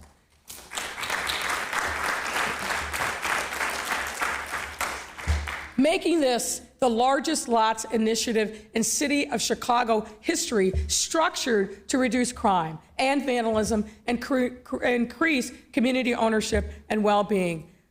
We talk about vacant lots a lot, and now we're going to do more to make that changes a reality. A community wealth building pilot, which will create a new economic development program to promote local, democratic, and shared ownership and control of community assets. Pilot investments in shared equity models such as worker cooperatives, housing cooperatives, and community land trusts, giving historically disinvested in communities more accessible and sustainable pathways to build wealth in their communities. And our equitable transit-oriented development, we continue on. This will advance local housing and economic recovery goals by supporting community-driven development near transit for healthy, walkable, affordable, and accessible communities. And thanks again to all the advocates who have helped us on this journey. In addition to these investments that I've laid out, we have to have a safe and affordable, I think we're in the wrong way. We have to have a safe and affordable place to call home. Our residents need to have access to good, paying, and sustainable jobs. That's my mistake, not yours. As a result, I am proud to report that this budget will create and support over 40,000 new jobs, with over 30,000 jobs marked off as potential employment opportunities for our young people. Importantly,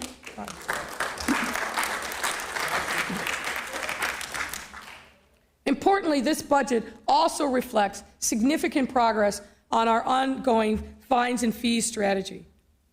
Included in this budget is the next phase of this critical reform, which is 3 key elements: debt forgiveness, income-based ticket cost, and fix-it tickets. And let me explain. First, we're giving people the opportunity to a pathway to compliance.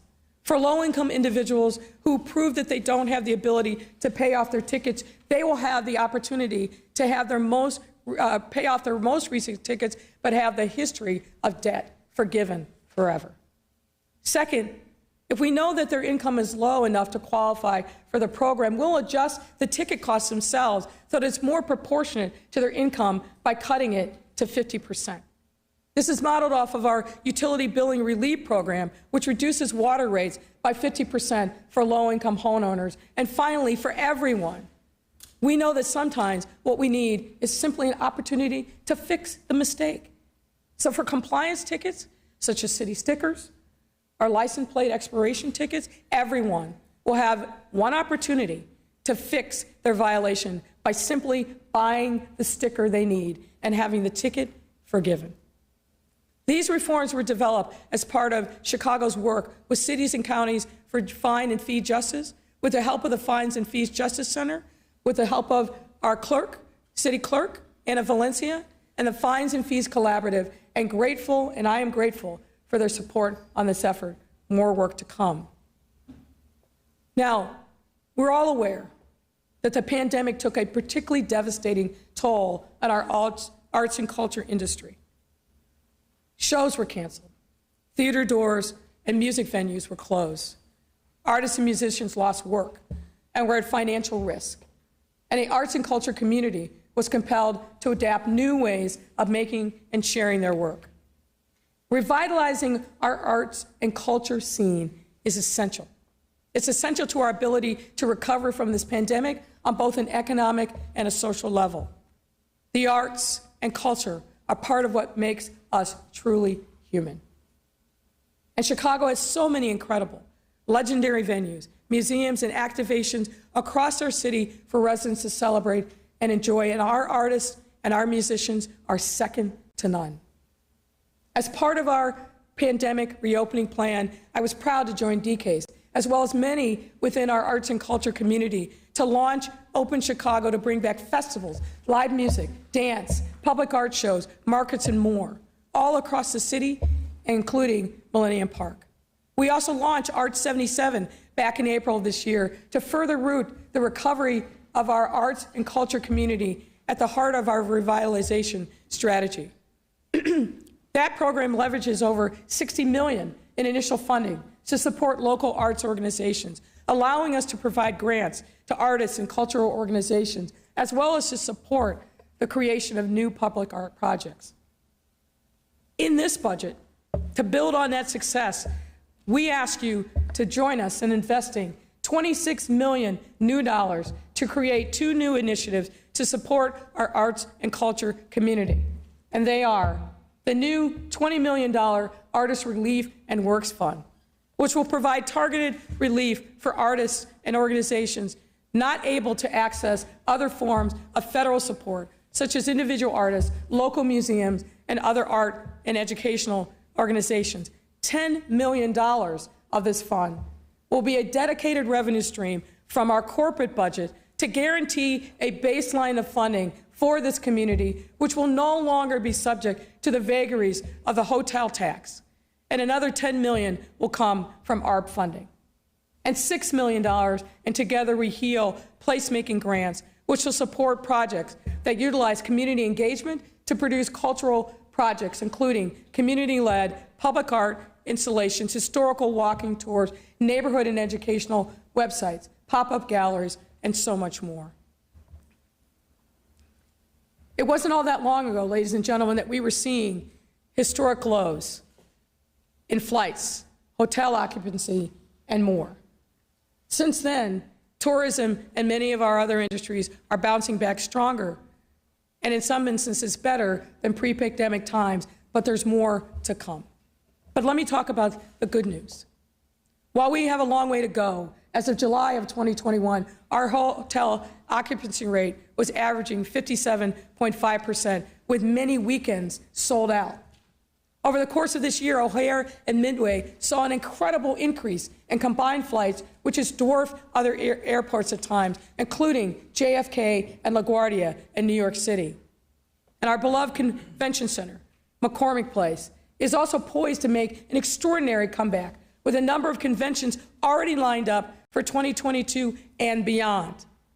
We have incredible momentum. And to build on that, we will invest an additional $20 million to promote our city via marketing efforts and signature efforts. This effort will support tourism and travel to Chicago by showcasing an array of exciting and fun events all over our city, including key destinations and neighborhood hubs through marketing, media, events, and programming. It will also emphasize the story of real Chicagoans to target communication to businesses that highlight the diversity of Chicago's economy and human capital. We already have a number of new first-of-their-kind events scheduled for Chicago in 2022 that will absolutely help boost occupancy in hotels, seats at restaurants and bars, and have a ripple effect across our economy. So this investment will help accelerate that. The next key set of investments we intend to make with this budget are centered around climate resiliency and environmental justice. Setting and implementing bold, equitable climate goals are necessary at all levels of government, but especially for cities as diverse as Chicago. That's why we will invest $188 million to address the looming threat, which represents the largest one-time investment in climate mitigation, adaptation, and environmental justice priorities in the city's history. These investments will do a handful of things, including support climate-related infrastructure initiatives, which will allow us to expand trail networks, create new waste diversion programs, and more. Create energy efficient and renewable projects to advance climate justice, which will create energy investments in low and moderate income homes and city-owned buildings. Execute retrofits and renewable energy projects to cornerstone institutions like community centers and libraries to improve their long-term environmental and economic stability, and pilot an industrial community solar project, solar energy coming to Chicago, resulting in the addition of 50 net zero homes, 400 retrofitted low-income homes and units, and 30 retrofitted community centers, and 5 solar-powered libraries. And these investments will also fund neighborhood climate resiliency projects, which will expand green infrastructure, install new flood mitigation measures to benefit underserved and flood-vulnerable communities, and build 20 new resilient schoolyards on CPS property. We expect this historic investment to reap historic outcomes. For example, we will plant 75,000 new trees across the city over the next 5 years, the largest urban tree canopy program in the city's history.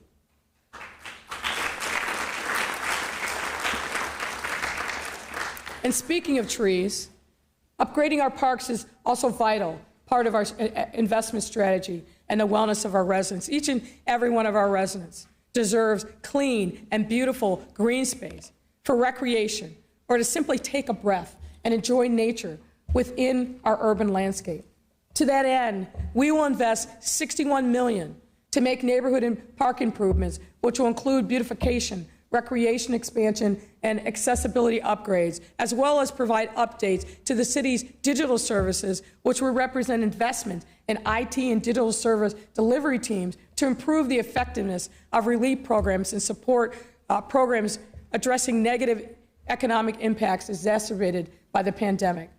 This will also allow us to streamline the permitting process by creating a new enterprise system that will expedite business growth, giving permit applicants real-time status updates and allowing the city to collect on permitting revenues, and make park infrastructure improvements by investing in public broadband networks at park field houses for use by community members.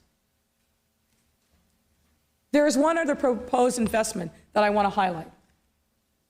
Earlier this year, I was out on the West Side, which some might say is the... Thank you. When I was on the West Side, I was talking to a local pastor, and he recounted the ripple effect on loss of funding for so many community-based programs due to COVID-19 revenue losses inside and outside of city government.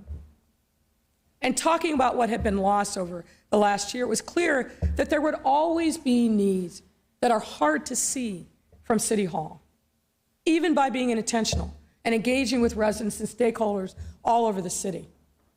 To maximize the opportunities to meet those unmet needs, we propose to create a micro grant fund of $100,000 per ward, administered by the local alderman. It is intended that this $5 million fund will provide ward-specific investments that address gaps that might otherwise not be seen or met. You know this, so you can clap for that.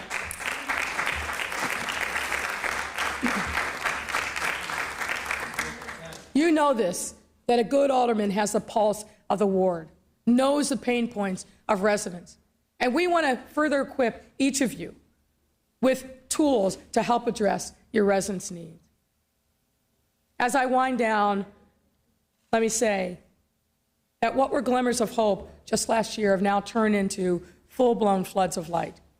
With this recovery and resiliency budget, we have not only had the opportunity to deepen our commitment to being good financial stewards, but also to lead our residents toward a better tomorrow.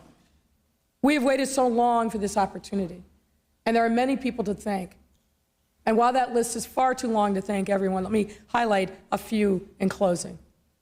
Let me start with our city workers, who've been at the front lines of our communities both before and during this crisis.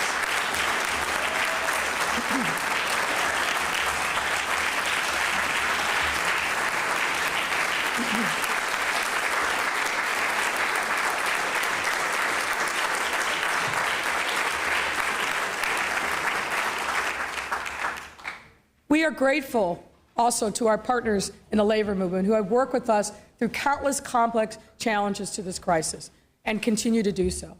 In particular, I want to thank the leaders at the Chicago Federation of Labor, led by our friend Bob Ryder, and our great Workforce Committee Chairwoman, Susan Sadlowski Garza. You know this, that Sue has often been at the table and in the room to help solve problems and put us all back on the right track. My hat's off to you, my friend.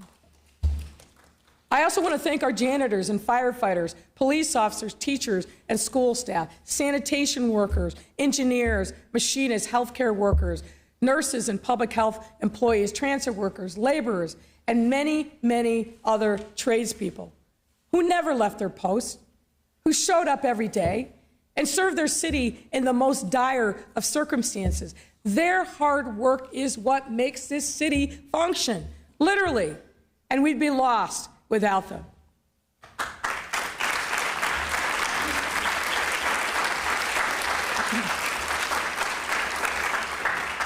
We also have a number of business and community leaders who have been thoroughly instrumental in economic and social revitalization of our city. And again, that list is long too, but I want to call out just a few. For starters, I want to give a shout out to Joe Mansueto, CEO of Mansueto Office. Back in December of 2019, Joe heard a speech that I gave at the Economic Club, which issued a challenge to the business community to invest in communities where opportunity doesn't naturally come. And Joe did just that. He acted and would later invest in the terminal in West Humboldt Park. You can clap for that, Emma. It's coming to you. The terminal leverages an impressive $40 to $50 million in investment, which will redevelop industrial loft and warehouse space into a 240,000 square foot creative office campus with incubator spaces carved out for businesses and communities. Once this project is completed, it will house between 700 and 800 employees and become an innovation hub for Humboldt Park communities and our West Side as a whole. So I want to thank Joe and his team for their vision and their commitment to Chicago, and of course for their investment, which makes it crystal clear that opportunity and talent can be found on every street and every community and across all of our neighborhoods. Another business leader who's really stepped up and answered this challenge is Roger Hoxfield, CEO of Discover. One of the happiest moments that I have experienced in these last 18 months was being present for the launch of a Discover call center in Chatham. Discover could have made this investment anywhere, but the company made it here in our city, taking over a building abandoned by a retailer who left a gaping hole in one of our Southside communities, inspired by our city-wide mission to increase investment on our South and West sides.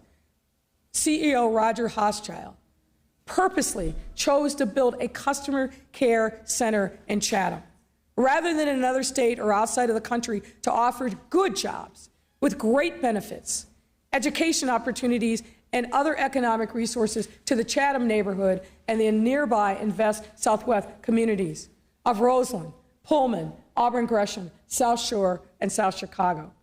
Roger's commitment, just like that of Joe's, showcases just how positive and wide-ranging the impacts of public-private sector investment can be, and serves as a shining example to the rest of the business community. And yes, that is a challenge to the business community as to why they must be part of our recovery and our rebuilding efforts. In a similar vein, Maurice Smith, CEO of the Healthcare Services Corporation that we know as Blue Cross Blue Shield, who knows the importance of bringing transformative change to our underserved communities. Back in August of 2020, many of us joined him and his team to cut the ribbon to Blue Cross Blue Shield's new multi-purpose center in Morgan Park.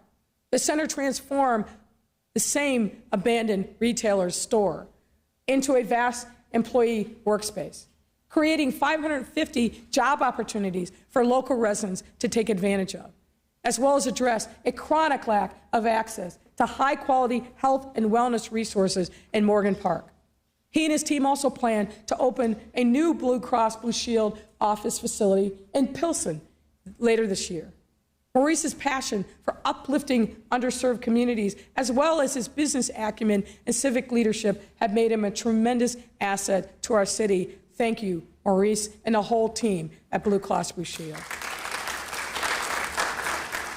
I also want to give a shout out to Marianne Markowitz, President and CEO of First Women's Bank. Marianne has been a fierce advocate for greater gender equity and women empowerment. So she decided to put those passions to work, as well as her financial expertise, to create First Women's Bank.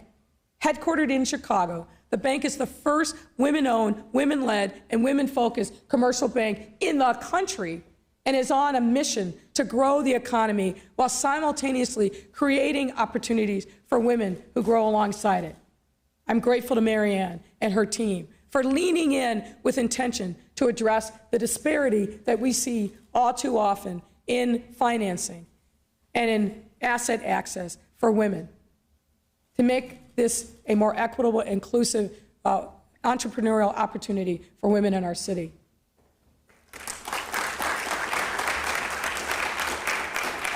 Thanks also to the numerous development teams that have been the finalists and winners of our Invest Southwest RFPs. Thank you for your commitment to Chicago. As we've known it time and again, we will be your partners on this journey to revitalize our commercial corridors on the south and west side. And you have made a bet on Chicago, and we intend to make that bet pay off. Last but not least, I would be remiss if I didn't give a hearty thanks to each and every one of our community leaders who have stepped up, and all of our residents who are so lucky to serve. This long list of residents and leaders who have stepped up and showed up for communities is long, and I just want to say we love you. In the past 18 months, I have brought on stress and grief and our intense emotions unlike anything we've felt before. And yet, during and after this collective suffering, these leaders continued to do their part to look out for the health and well-being of their fellow Chicagoans. The first community leader that I'd like to acknowledge is Kate Marr, Executive Director and CEO of the Greater Chicago Food Depository. Under Kate's leadership, and especially during the height of the pandemic, the Food Depository tapped into its network of more than 700 food pantries and soup kitchens to address food insecurity in our city. Last year, the organization distributed a whopping 117 million pounds of food, the largest amount in its 42-year history, and continues to be a close partner with the city in our food equity work, even generously funding a position in the mayor's office to drive our shared food equity agenda. Thank you, Kate and her team.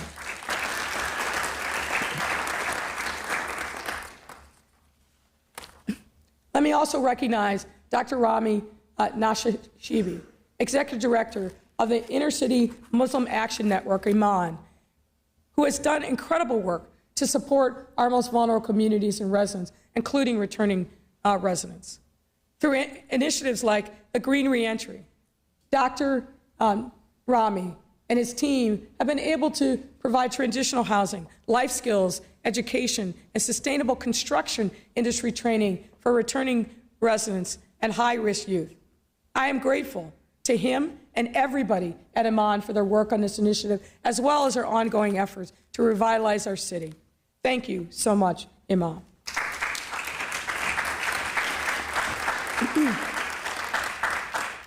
Another impactful community leader over the course of this last year has been, in particular, Rabbi Shlomo Soroka, Director of Governmental Affairs at the Agudath Israel of Illinois.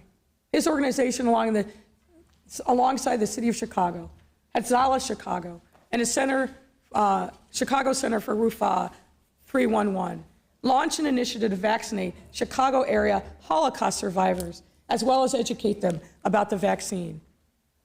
Rabbi Shlomo said it best, quote, "It was important to protect these community members who have survived so much in their lives, only to face a new threat from the pandemic," end quote. Thanks to Rabbi Shlomo's leadership throughout this initiative, more than 130 Holocaust survivors received their vaccine. I want to thank Rabbi Shlomo for his partnership, his friendship, his wise counsel always, and continued advocacy on behalf of Chicago's Jewish communities.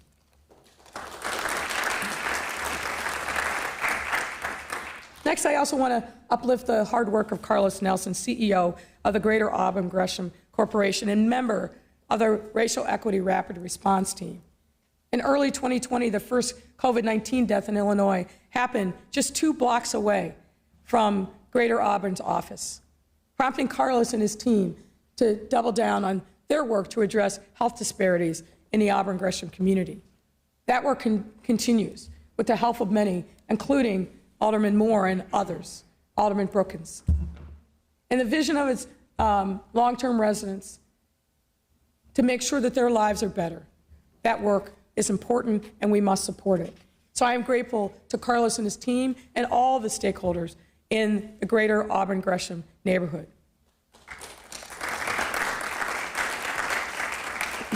And last, I'd like to thank our residents for not only doing their part to fight this virus, but for taking part in this historic budget process to make their voices heard. Last year especially, we ramped up our efforts to engage residents, to ensure their needs and concerns were reflected in the 2021 budget. We knew that was more important even this year. And this year, we are proud to have deepened this commitment by bringing forth the most robust budget engagement process to date. This budget engagement process was the earliest and most comprehensive that has ever taken. We engaged communities from all across the city, which included convening 4 meetings with citywide leaders, 6 regional roundtables with community-based and neighborhood-based organizations, 4 internal focus groups with our city commissioners. The city hosted focus groups with labor and faith leaders, as well as with members of the city's advisory and engagement equity councils. And on top of this, the city hosted 3 budget forums to give residents the opportunity to provide feedback, and we are grateful for their candor when they shared their concerns. Every comment and every concern were captured, and a final report will be found on the city's budget micro website. In addition to the public engagement portion of the budget, the Office of Budget and Management, in coordination with Chairman Dowell and the Committee on Budget and Government Operations, held 2 sets of aldermanic working groups over the course of 12 meetings to discuss City Council's priorities for the 2020 budget. 31 members of you participated in one or both of these sessions. These robust engagement efforts were led by Tina Holm, our Chief Engagement Officer, and her able team, and supported by UIC's Neighborhood Initiative. I want to thank the organization's director, Thea Crum, and her amazing committed team for their tireless work and profound commitment to authentic, equitable engagement.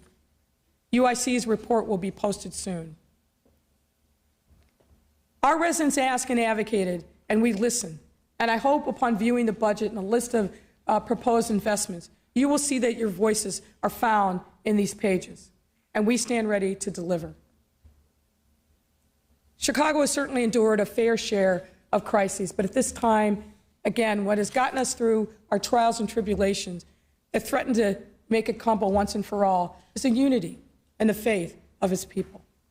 Faith that one day we will rise above the suffering and once and for all fully step into the light of our proverbial promised land. Today I stand before this esteemed body to help our city take the next step forward toward renewal and recovery by overseeing and passing the budget for 2022. My team and I look forward to working with you on the next steps of this journey and to answer any questions as you dig into the details and stand ready to assist you in any possible way. And as the hearings commence and the debate ensures, please, folks, remember to be kind to one another. We can disagree, but not be disagreeable. We need to work together in order to better the lives of our residents. We are so lucky to serve every single day. So let's take this moment to commit to investing in a Chicago that is truly more equitable, more inclusive, and more resilient. This budget, after all, is an investment in the success not only of our generation, but in the generations to come.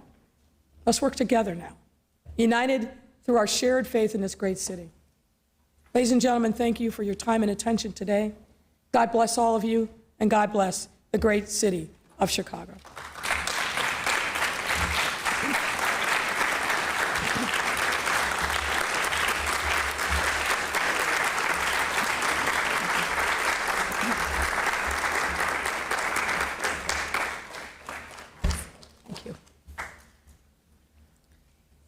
Alderman Dow, you moved to suspend the rules. Is there a subsequent motion? Thank you, Madam President. I've submitted to the clerk a proposed resolution providing for publication and setting the date and time of a necessary hearing, and I ask that that resolution be read. Mr. Clerk, please read the resolution. Whereas Mayor Lori E. Lightfoot on September 20th, 2021, submitted to the City Council the executive budget of the City of Chicago for the fiscal year beginning January 1, 2022, and ending December 31, 2022. And whereas it is provided by law that at least one public hearing shall be held by the corporate authorities on the budget document not less than 1 week after publication thereof, in such manner as the corporate authorities may determine, and prior to final action thereon. And whereas it is further provided by law that notice of such public hearing shall be given by publication in a newspaper having general circulation in the City of Chicago not less than 1 week prior to the time of such hearing. Now therefore be it resolved that the budget document for fiscal year beginning January 1, 2022 and ending December 31, 2022, as submitted by the mayor to the City Council, be published in pamphlet form and made available for public inspection in the office of the city clerk and in the Chicago Public Library no later than September 24th, 2021. And be it further resolved that the public hearing on said budget document be held by the City Council at 12:00 p.m. on October 14th, 2021, in the City Council chamber in City Hall, unless it is determined that a remote hearing is prudent due to COVID-19, and the city clerk is hereby directed to cause a notice of such hearing to be published in a newspaper having general circulation in the City of Chicago at least 1 week prior to the time of such public hearing.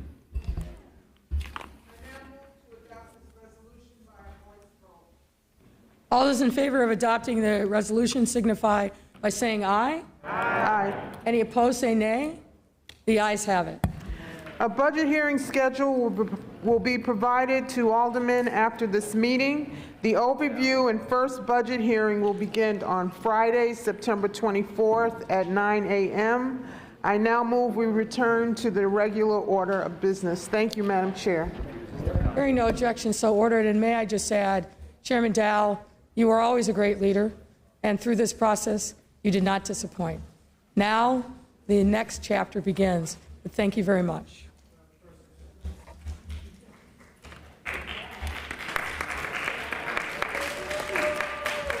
The chair recognizes Alderman Brookins.